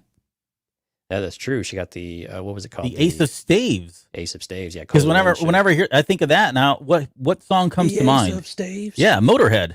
Yeah, right. Little Lemmy action. Little Lemmy. No, we got to sing something again. We've done Hugh Lewis. Now we've done Motorhead. Yeah. I haven't done U2 yet, but I will. Yeah. But you know, they were so much better, like in Out of the Shadows, and Nan, of course, in what was it, Into the Dark, was such an instrumental character in the conflict with Wreath, and the way that she was set up there. It was so much more compelling, I think, than what we ended up having here. And so it was a bit of an unfitting in for Chancey Yarrow, which I was disappointed about because she got super smart, has a kid. She really misses her daughter a lot, but she is so out of, like, she doesn't, like, what she wants out of the galaxy is so completely different than what Silvestri wants. And she's just this little bit of a twisted mind, but brilliant, but twisted.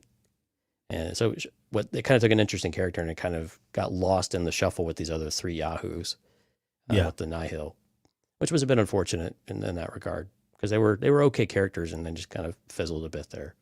But I'm with you. I kind of don't care about Nan anymore. And I cared about her a little bit for a while. And now I just had to trudge through some of those pages a little bit, but it wasn't that bad. Yeah, I mean, there was a level of like self-preservation there from them too. Sure. I did like that. I mean, they were out there I wouldn't say they were trying to be the heroes, but they were trying to preserve their own life by getting the thrusters back online for Starlight Beacon, because she knew too, like, hey, this is not going to end well unless we can get the thrusters back online. Right. But yeah, I don't, Chancey Yarrow's gone, so we don't have anything there. And then Nan just leaving. I mean, I don't know where that's going to go. Nan's like, so I don't frustrating too. I mean, Nan sees how the Nihil operate, and yet she still wants to go back to that mess. That's what Bell said. You remember that at the very beginning of the book? Yeah. I love that part where he's going through the ship when they captured one of the Nihil ships, and they're like, why go through all this to live like this? It's like a dump. These ships are all cobbled together and, they're in a lot of disarray, but the same kind of thing. It's like, why does she want to go back to the Nihil? I don't get it. Exactly. I mean, and she sees what they're doing. And while I guess she agrees with the greater scope and the greater plan of what Marchion has. And she's a bit of a zealot for Marchion Ro as well. But clearly they don't care. I mean, they sent these 3 to disable the ship, and now they're trying to prevent them from leaving because that wasn't part of the plan. And they being Chansey and Nan. And she wants to go back to all of that. I mean, I just don't. Maybe she's just the pomp of the Jedi really bothers her a lot. Yeah. And so there's a whole story there, of course, but still, at some point, you're like, oh my gosh, some of these people just need a crowbar to the back of the head just to knock some sense into them, because they just don't. They're just incapable of being anything else besides what they are. It was the same thing with like Crix in the comics, right? With Zine Morala. The characters that they could have chosen something different, but they just don't want to. Yeah. Basically, they can't let go of whatever grudge they had forever, and then they just can't seem to grow beyond whatever it is they think that they're capable of, and they have to give in to their most basic, instincts, effectively.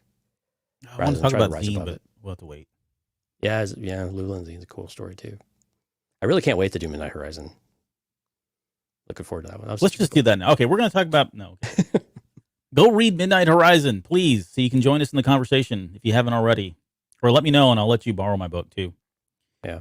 So one of the things that was difficult for me in this book was this felt like the first book where I really had to know what was going on in other books. Yep. This is the first one that really felt like, and Lauren and I had talked about this a handful of times, where usually you could pick up into the books and you could generally get a pretty good idea where things stood, who the characters were. You got on board pretty quick. You got up to speed pretty quick. But this was the first one where I really felt you had to read Out of the Shadows. It really helped if you read Into the Dark. You had to read Rising Storm. Sure. It helped to have more knowledge there was a lot more going around it. And part of that's, I think, because everything was kind of encapsulating to this moment. So I get that, and that makes a lot of sense to me. But it was the first time where we've been able to tell people, yeah, jump into any part of the High Republic, do it while you're early because you can get there, and you don't have to work too hard to get at it. But this one really felt like if you didn't have all of that, you were probably lost. I imagine about a quarter of the time.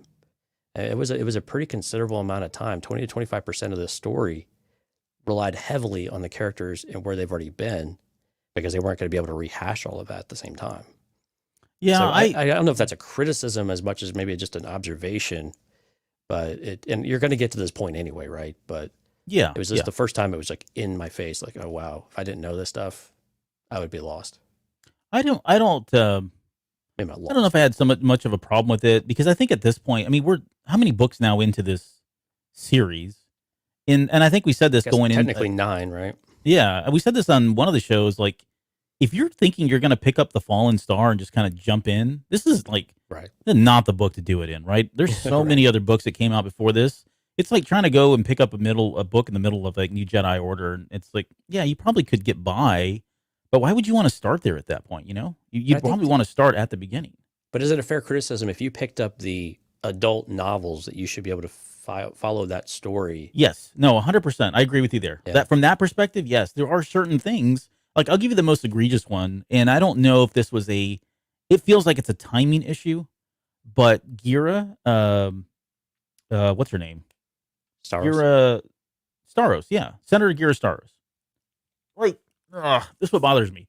Like, she shows up in the book, and even when I was reading, I had the advanced copy, so I was thinking, well, maybe I didn't understand what was going on. Let me just put it that way. I'm like, how did she get here? Like, how did she go from being the senator just a senator that we knew, with a long history of people there's a lineage there, to suddenly like in bed, almost literally, if she was, I think she was, in bed with Marchion Ro. Like, yeah, okay, props to Ro, but come on, like, how did this even happen? I didn't understand where that was coming from. And then after the book had come out, the Star Wars Insider, the first part of the Star Wars Insider story came out. And like, people are not, I mean, Star Wars Insider is an awesome book or magazine or whatever the heck it is. But how many people actually are sub to that? It's not a lot. And because it's like so expensive. Well, it's very expensive. Yeah. But I mean, I have it. But only because I'm stupid and I keep paying for this thing. but there are stories in there, and there are some characters that have kind of crossed over now. But that is one that's key because that storyline of how she switched over was in Star Wars Insider. So if you were just I'm picking up adult novels, then you were screwed. And even if you were a good person and read all the other books that came out, you were still screwed because you didn't know how she got there unless you were a subscriber. And that's the only problem. And I don't know. Again, I don't know if it's fair criticism or not, to be honest, because who was this book really for? I think it's for at this point, it's for everybody that's just on board and I'm sticking with it. I don't think there's anybody that's kind of like, I'm still kind of feeling myself out in this whole High Republic thing. And I think if you are interested in the High Republic and you have him to follow, I think you are generally going to go start at the beginning and you're going to pose that age old question now of like, where do I start? What book should I start with? What is the reading order? Right. But there were moments in here where I felt like, okay, I liked all these. I liked all the character connections, but I think I'm like probably the 1% that's been reading all the books and all the comics and all the short stories. So I don't know. I just wonder how did people enjoy this novel if all they were reading were the adult novels? Were they lost, like you said? Because I'm with you. I think there were a lot of references that were lost, and maybe, hopefully, I guess the best scenario is that you read them and they kind of just left your mind, but you didn't dwell on them, right? You weren't going, Right. I want to know more about that. I think that was the best case scenario, but I don't know that I've heard a lot of feedback from people saying they loved or hate the fact. They loved or hated that fact, to be honest. Well, so I don't have Star Wars Insider, so I don't see all the short stories.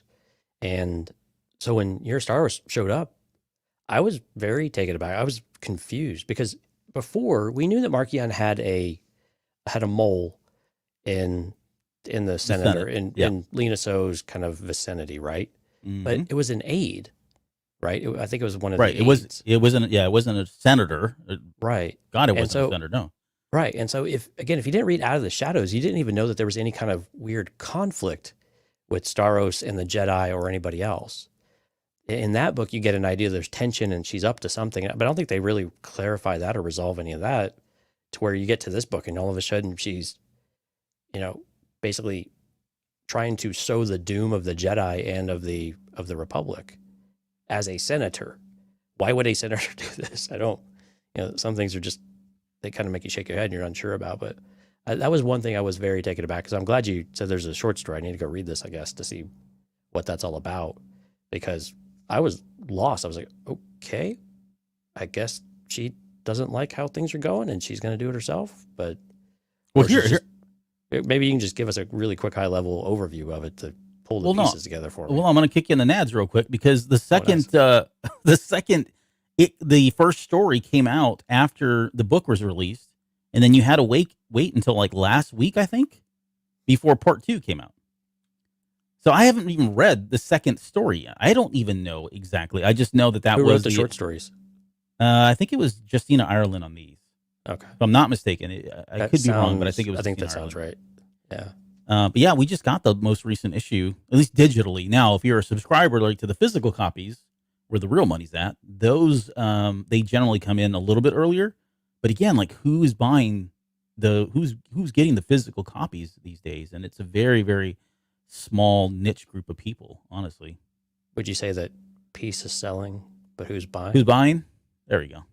Nice way to work in Megadeth into the show. This is the fourth reference now that we've gotten. I want to go to the comments. Low Given Baldwin had chimed in and said, yes, I only read the adult novels, so I'm realizing I need to read the comics. Then he went on to say, I wasn't lost, but definitely would have liked more context. So there, thanks for kind of being there, your testimony, because I think that's probably what a lot of folks are kind of going through. You just feel like the entire time you're missing something and you feel like it's you. Like, I hate it when you read a book and you're like, I'm missing something, and it's just got to be me. I'm not intelligent enough to understand what I'm reading. I keep reading this over and over again. Yeah, I am missing something. What am I missing? I'll go back and try to reread something.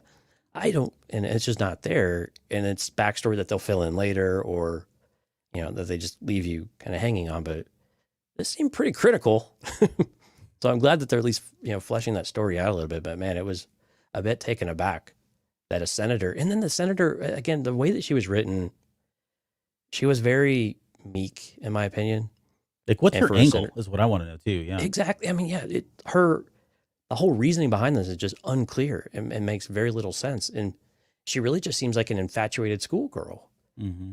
And that's so unlike a senator, how I picture a senator, right? When we look at our senators, they're very strong men and women. They're very, they just seem very well put together for the most part. I mean, they all have their agendas, I get that, but they don't come across as love struck in any kind of way. So it just seemed very contrary to how I would picture a politician.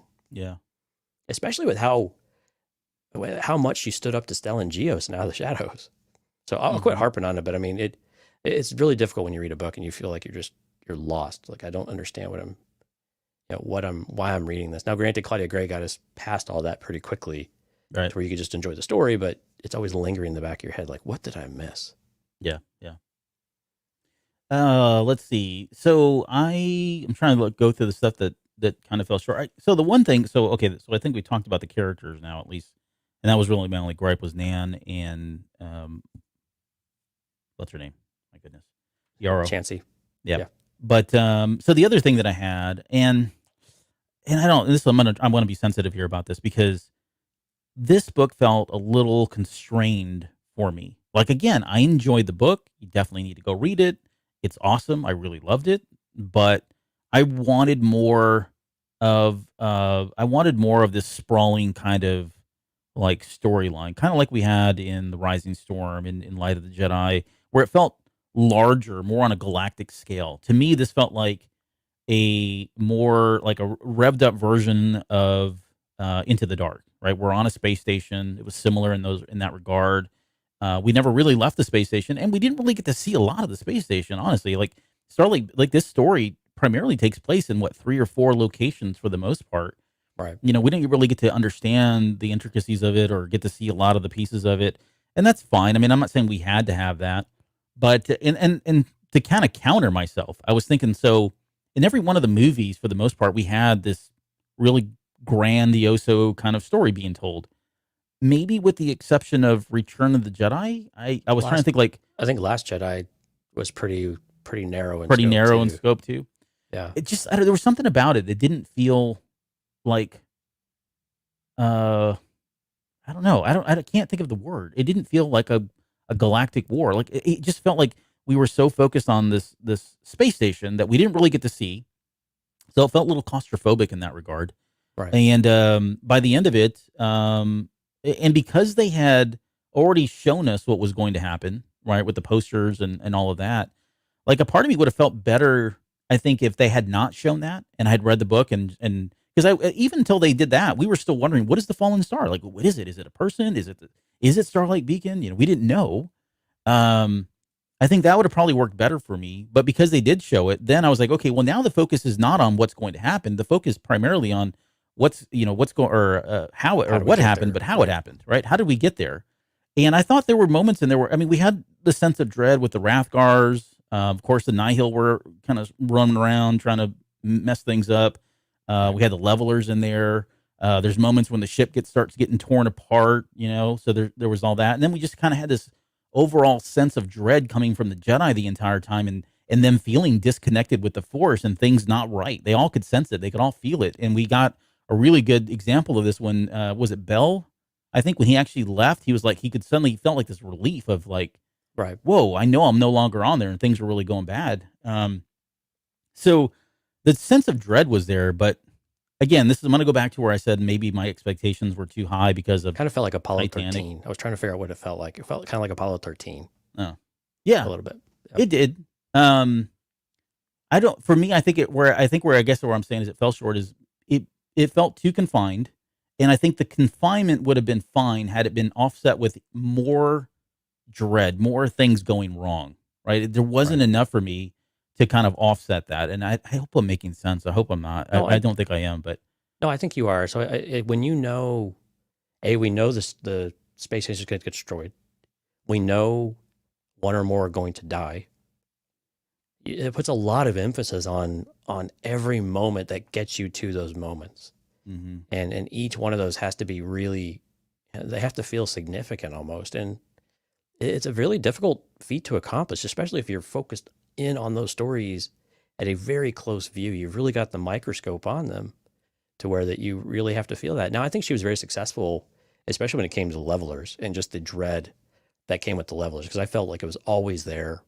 Anytime a character seemed a little off, like I started questioning, okay, is there a leveler nearby? Like, especially when the one was near Stellan and he had to shut the blast door came effectively. down. Yeah. I mean, that was like, okay, wow, that was a close one. You know, I thought he was going to go, which was good. Yeah. But I thought so too. I was like, oh, wow, they are going to do it. And then when he survived that, I'm like, okay, well, Stellan's safe. Oops. You know, but a surprise. Right. But again, I think you're right. I think this is where some aspects of the story had to be there. So Leox and company and what was going on in the hangar, but they were a little bit, they weren't as strong. It wasn't where the interest was. It wasn't what really the real, you know, the real tension was supposed to be. But we still had to keep going back to these places. And then the Nihil were kind of a distraction from some of that. And again, we had moments where our characters, you know, were able to achieve something or went through more stuff because of those moments. But they all seemed very ancillary too, into where we were really just in the control center most of the time. Yeah. And really just trying to figure out what was going on. And again, well executed from that respect. But I'm with you. It did feel like a smaller story, and for lack of a better word, kind of a more intimate story. Because again, you're just in one place for pretty much the entire book. I think actually maybe the entire book. I don't know if we ever left. Oh yeah, we did at the beginning. Yeah, Orla and Elzar were off planet over on Letelau. I guess we did the name of the planet. I remember that planet. Yeah, Letelau, and then Chespie is where the temple was at that the Nihil bombed the hell out of it. Yeah, that was really sad. Yeah. Send a note to Starlight Beacon that we are no more. I mean, that was just, yeah, that was not cool. Yeah, there's a name. I'm trying to think of the name of it. There is a name for when TV shows or movies or whatever take place in a single kind of location, because it does work. I mean, you think like Die Hard, right? That takes place on Nakatomi building or whatever it is. The Titanic, we talked about that one. I'm not saying that it can work. It definitely can work, but when you're not doing that, there's a lot that needs to go into, like you said, because the focus now is just there. You almost have a fixated lens on all of that, and you really got to kind of have to hit everything out of the park sometimes, unfortunately, at least for me. And that's kind of where it was. So the criticism there is, again, it just didn't feel grand in scope, and it was smaller, and that didn't feel, I wouldn't say it didn't feel Star Wars, because it definitely felt like Star Wars, but for an adult novel, it didn't feel that way. Like, I could see this as a, young adult novel, more than an adult novel. And it wasn't written as a young adult novel. It was definitely written as an adult novel. And it was probably, I think it was the shortest of the 3 so far. Like, this barely came in at... this was 5... Well... No, it wasn't that many. I grabbed it. Literally, I grabbed it. literally right behind me. Let's grab these real quick so we can check. It about definitely is thinner. Less than 350, yeah. Okay, so yeah, less than 350 pages. By the way, I haven't had a chance to show this one on the air. You can't the Goldsboro book. Yeah, the Goldsboro has this is a bright yellow, but I think it's coming across as a dull yellow on the video feed right now. But yeah, this is really cool. And you get a cool jacket. So like this protective jacket. Oh wow. On there as well. Yeah, so all the of glossy, yeah. Yeah, nice. the glossy front on them. So I like that better than the green. I like that better than the green one they did for the last one. For the Rising Storm. Yeah. Yeah.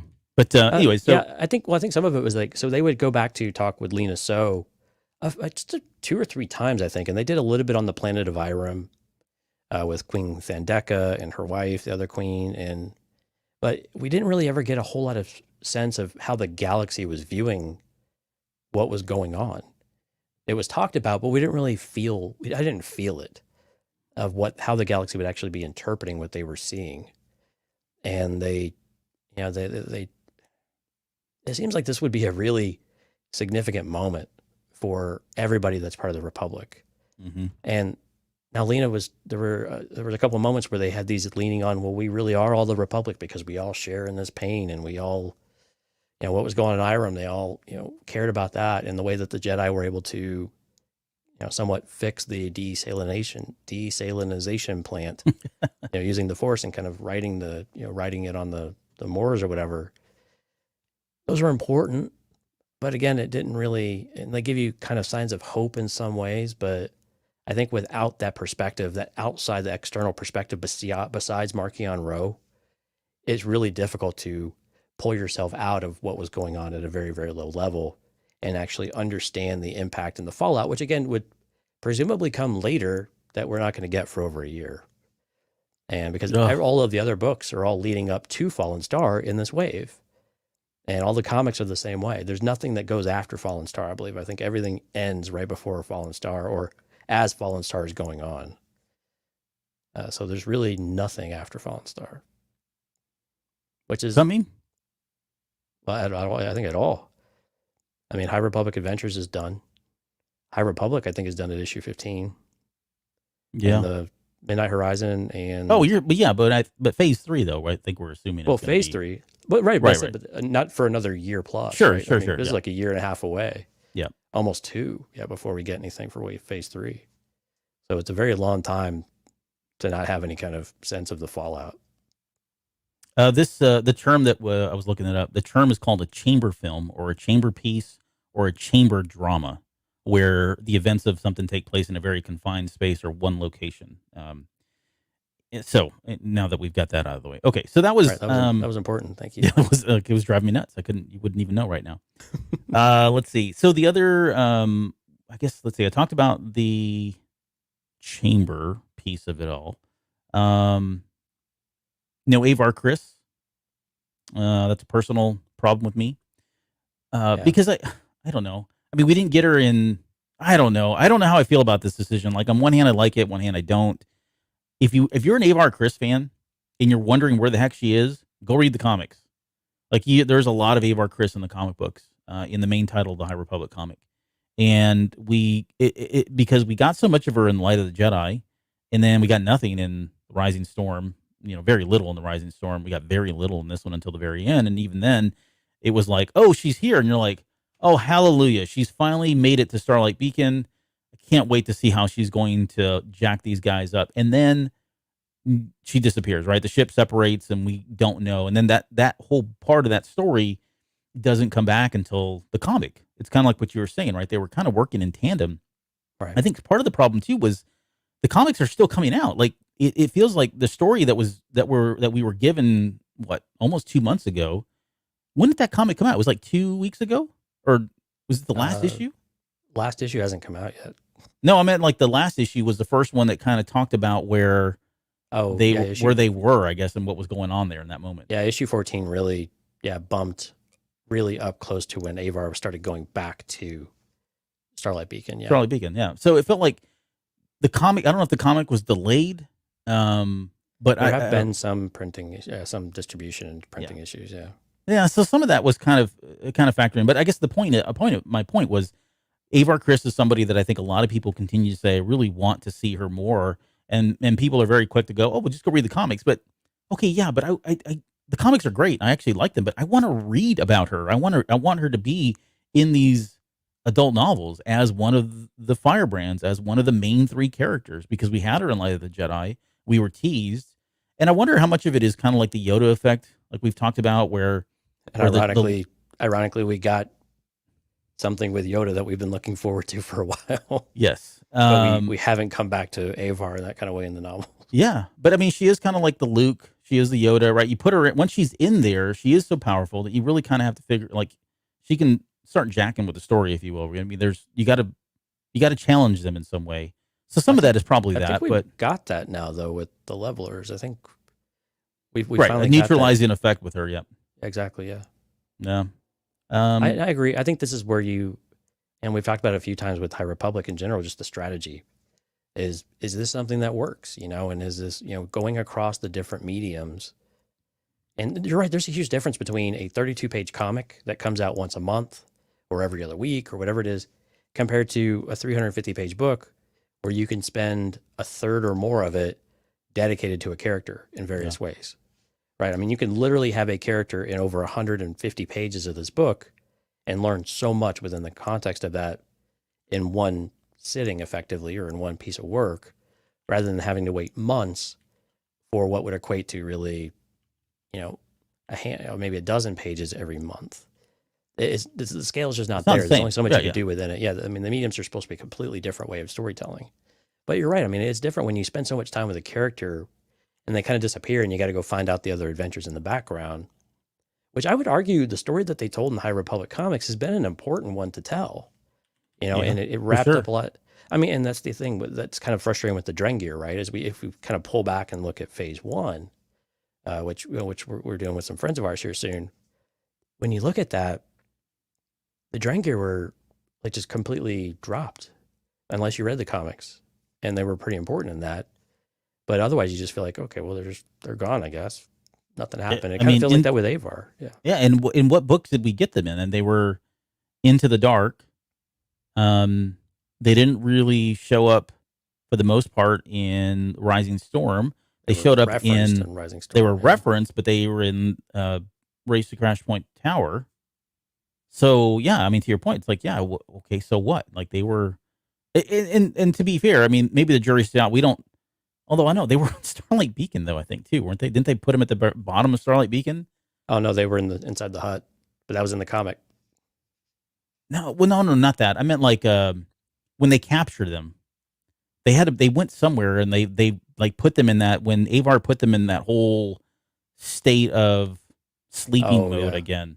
Yeah, they moved them somewhere, but I can't remember if it was a Jedi temple, or if it was Starlight Beacon at the bottom of Starlight Beacon. I think it was Starlight Beacon. Yeah, it might be. I'm gonna have to go reread that. Because I remember reading the book and thinking, well, if they survive, are they thriving down there? Did they release the Drengir again? Are they going to be gone? I don't. So that's a whole nother story. But yeah, your point's well taken. Like, unless you were reading the comics, you wouldn't even know that to begin with, because they don't reference it even in this book. Right, but there's also only so deep you can get with a character in the comics. I mean, again, it's only 15 issues of High Republic, and a lot of it's been really focused on Skier and Kyiv. Kyiv, yeah. Right, and Avar's been in there, off and on, but it's really been Skier and Kyiv that have been a huge part of that, and it's been really more their story than anybody else's. And so I think I don't know if I'd call it criticism. I think the disappointment with Avar being a bit missing from a huge chunk of Phase 1 is disappointing, and it's very. Yeah, I mean, it's hard to understand, I guess, a bit. And again, if you're just trying to say, okay, well, she's just the super Jedi, and you can't have Superman in everything. Well, even Superman has kryptonite. So, and we found the Jedi's kryptonite. So, yeah, why couldn't we have all of that at one time? And I get it. None of the Jedi are around, and it creates conflict between Stellan and Avar, which started developing in other context, right? It started developing in the comics, also developed in Out of the Shadows. So, it's how you get Stellan where he's at, in the position he's at, and he's not supposed to be there, right? It's his day off. Yeah. Clerks reference for everyone. Oh, Clerks. I was like, wait, what are you talking about? Days off? Okay, yeah, sure. So what other before we got to get out of here, because we're almost coming up on 2 hours, and a lot longer than I thought we go, but that's okay. Did you have anything? Because I was looking at my list, like I don't have a lot of horrible detail. I don't have a laundry list of things that were horribly wrong with this book. Those are my things, and they're probably personal and nitpicky, but I think there's only one other, and we touched on it really early on. Orla Jareni. Man, yeah. That one hurt. It really did. I mean, they really brought her up so well working with Elzar, and it really felt like we were getting to know her. Yep. And just how interesting she was. And again, there's other relationships going on that we started learning about, and her interactions with Comac, and that was all necessarily in this book. But then also just this conflict between her and Stellan. Where does it come from? What is Stellan's perspective on way seeking? Why did she go about doing it? And there's just so many questions that now it feels like we're not going to get answers unless another Jedi goes and does way seeking. Yeah, or in the past we learn more about them too, right? If we very go back true. to in Phase 2. Very but true. Still, it's not through Orla, and that's somebody. It's not Orla, right? Yeah, exactly. Yeah. Yeah, and Orla's appeared on the cover of comic books, and so they kind of built this character up, but it felt like we didn't really spend near as much time with her as I really wanted to. And I know she was in another book, but this one really felt like that loss. It's just really, that one hurt.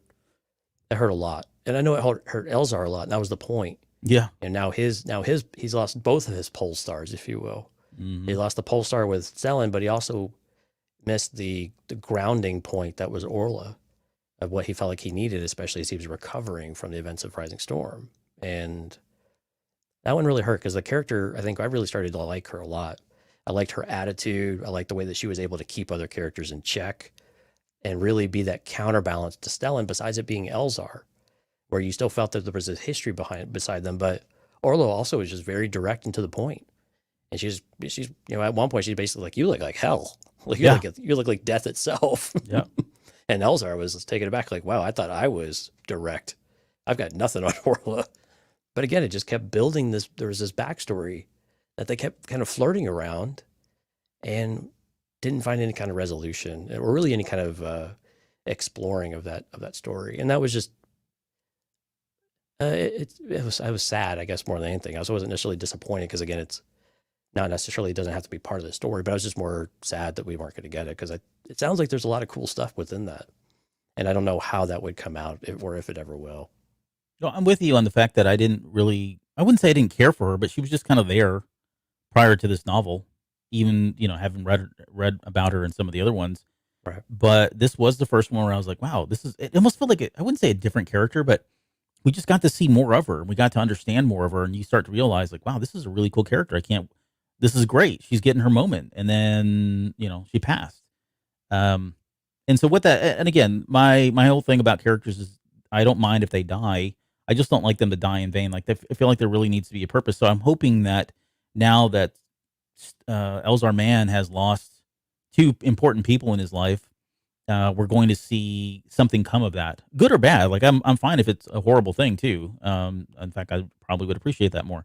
So I just want there to be something, want there to be meaning from a narrative perspective when a character dies, and somebody like Orla Jareni and just how important and pivotal she was to Elzar Mann, because she kind of got him back on his feet and was pretty straightforward with him and really taught him a lot that I don't think he would have gotten from anybody trained in the Jedi Temple, much less somebody like Stellan Gios. You really need that strong counterpoint to get you over that hump. Yeah. Yeah. And by the way, so if that was your only other thing, I was just, for anybody that's listening to the show and just kind of wanted to know like who all died, we probably should just quickly talk about that. So we had Chancey Yarrow. So we mentioned she gets the old slice down the middle there, gets cut in half. We had Coley Lynn, and he was kind of like this. He's kind of a whiny. The entire time I just wanted to like shut up, sit down, shut up, and somebody would tie him up, and that was the point, right? I mean, he was supposed to be that super annoying character that you just were hoping would die, and he does. Just likes to start trouble for the sake of starting trouble. Oh, he was an a-hole. He was a tool. And, excuse my language. But yeah, there was and he dies because at one point he decides he's going to shoot Geode with a blaster, and you come to find out that Geode has a way to kind of churn his body into like a magnetically seal himself. Magnetically sealed. Would you forget it already? Troy tried it. It's magnetically sealed. That whole line from Luke Skywalker, he's whining in the garbage chute, which is 3263827, by the way, if anybody wants to know. That's the trash compactor number. But yeah, so he ends up, and then so the blaster bolt reflects off of Geode and it hits him, and Geode's the hero, which I thought was again funny and fitting. So he's dead. There was a Jedi that we've not even mentioned, which was Reginald Cole. Call. Okay, I wasn't sure how they said it in the audiobook. And he was kind of this is the first time that we'd ever seen him. He was fine. He seemed kind of like a, I don't know, laid back, lazy Jedi. I don't know if that's the right word. He seemed like a desk Jedi of sorts. A paper pusher kind of Jedi of some sort. Kind of, yeah. He was fine. But he did die. I think he died at the hands of one of the levelers, if I'm not mistaken. He did, yeah. Yeah. He got his whole mind sucked out and all that. We talked about Orla Jareni dying at the hands of another leveler. So she went the hard way there. And then Nib Asik. So Burryaga's master died again at the hands of a leveler. So there were three Jedi. Those are the three Jedi, the primary Jedi, that were taken by the levelers. Estella Maru, like, I never, like, they don't explicitly say he dies, but I remember at the very end of the book, they're talking about it. And I guess it would be fitting given he was kind of like the main commander of like, he ran everything on Starlight Beacon. So right. He knew everything that was going on. Right. Yeah. You would think he went down with the ship, I guess, from that perspective. But then who was really the captain, right? Was it him or was it Avar Chris. And we'll get into that too, because there's a whole piece of that I thought was really interesting. The dynamic between Stellan Gios and Avar Chris, and how much he was like resented the fact that she left and kind of left her post. And he took it upon himself to step in. And I got to wonder, like, how much of this is going to really sink in for Avar Chris when she realizes that he died because she left, right? Because she got so obsessed with tracking down the eye, which she thought was Lorna D, not Markion Rowe, that Stellan ended up going into this position. And, had I stayed, what would have happened? Would things have been different? I wonder if that's going to be explored, a year from now when we get to phase 3.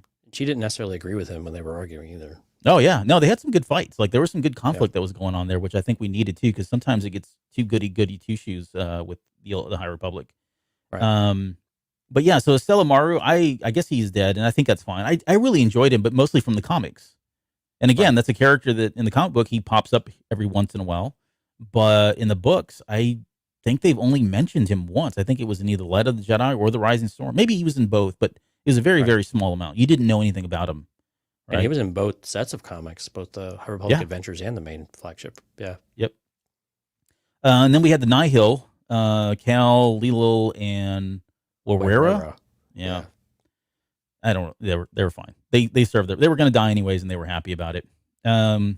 We talked about Coley Lynn and the Ace of Staves.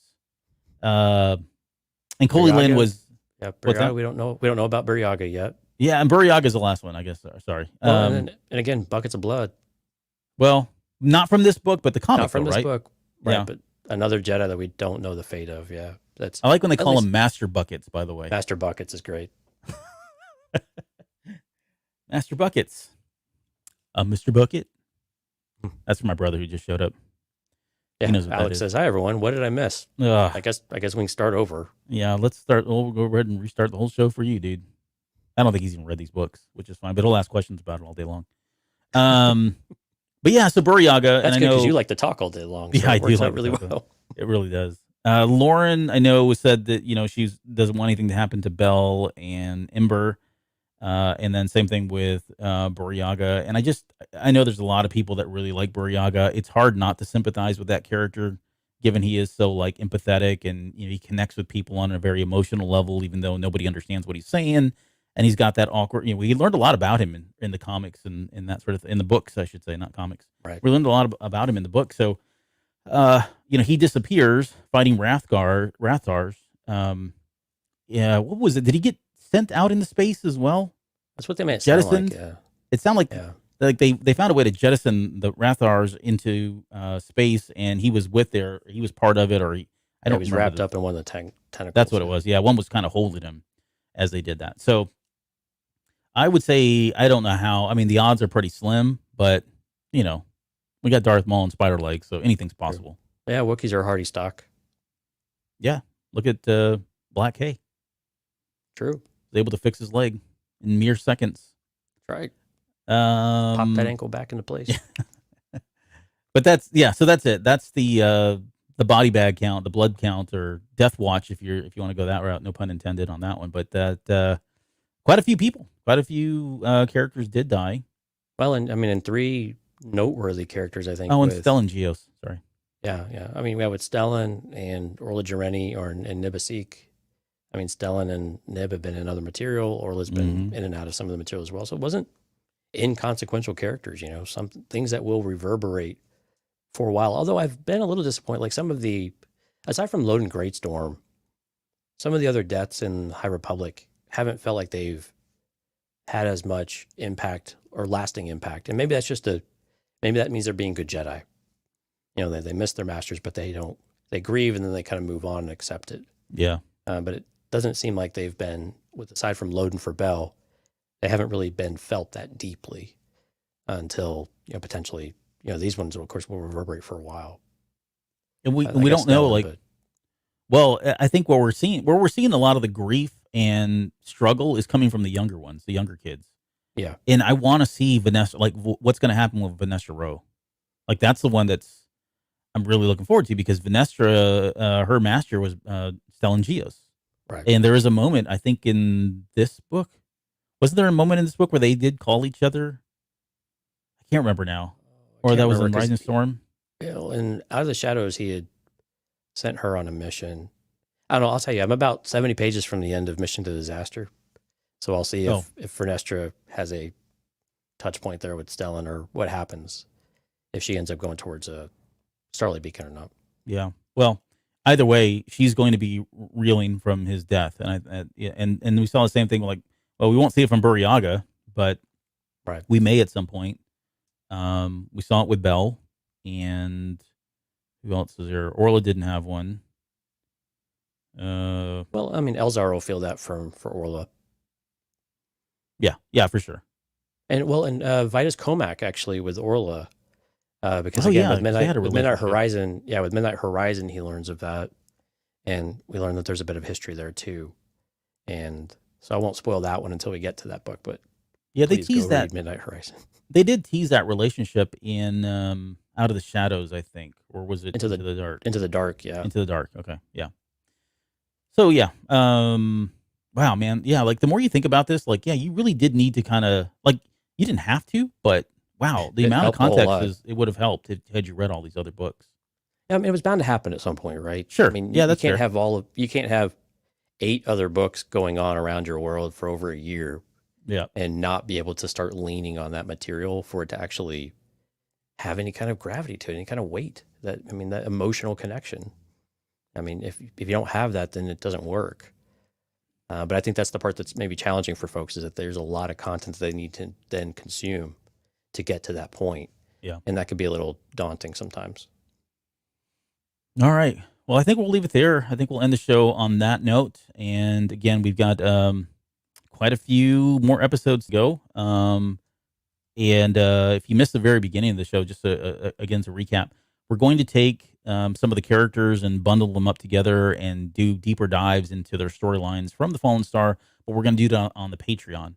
And then on the main show, we'll get into the other stuff that's going on with the High Republic, like the Eye of the Storm comic, Midnight Horizon we've talked about. We're going to go back and visit Jedi's End, which I think is that last arc in the High Republic comic. So by the end of the next 5 weeks, I think, both between Patreon and the general releases, we should be pretty well caught up on all things High Republic, which is really exciting because the goal we've not talked about it lately. Right, yeah. The goal is to not run into Kenobi. So exactly. We should just give ourselves a little wiggle room here. Yep. Give ourselves all the way through mid-May. Hey, a quick few shout-outs here before we get ready to wrap up. Stephanie, Jonathan, Lauren, Katya, Qui-Gon J. We had Twan was in here for a little while. Thanks, Twan, for showing up. Who we just had? We just had another one on there. Logiven Baldwin. I hope I'm saying that right. Risk, of course, Alex. And we appreciate all and a lot of great comments tonight, and especially some of the new folks. So, again, we do a live stream usually on Sundays and Thursdays. And we actually live stream both. One's a Patreon, one's a general show, but we open it to everybody. So we'd love to have you come out. Just pay attention to our social media, which is usually at the Cantina Cast or at Cantina Cast in one of those fashions. IrgleMedia.com. Of course, you can come talk to us on Discord too. IrgleMedia.com/Discord. We put an event in there, so you've always got a reminder of when it is, and there's a quick link, and you just go hit it, and it pops you right over here into YouTube. So we would love for you to join us. If you like the video, please hit the like and subscribe button so you get all the notifications of when we're going to go live and when we post something. Yeah, especially if you're not a Patreon member and you want to watch these shows, that's your easy way to get announced when we're going live. Again, we do it. We've been consistent here on Tuesdays and Thursdays, like Jonesy said, but certainly Sundays and Thursdays. Yeah, we used Sundays to do and Thursdays.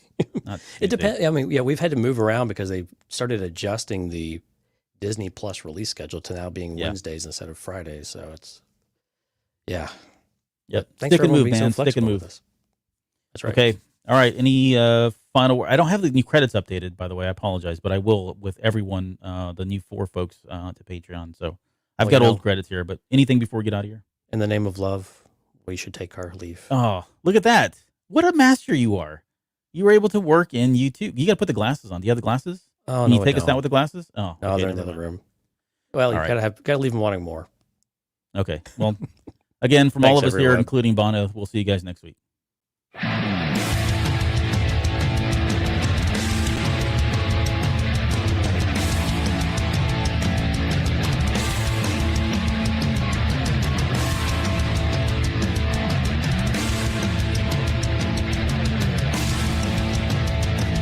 You're still listening? Wow. That's amazing. Well, I'm here to give you the disclaimer. Normally we do a big, long, drawn-out disclaimer thing saying what's what and who's what and all that other stuff, but I think you guys kind of know that Lucasfilm and Disney have no affiliation with us at all, and we have none with them. We talk about Star Wars, which is their property and all that other good, fun stuff, but I think you can tell which is our stuff and which is their stuff. If you can't, well, then send a lawyer to send an email to me, and I'll be glad to chat with them. Other than that, you know what's what, so that's your disclaimer.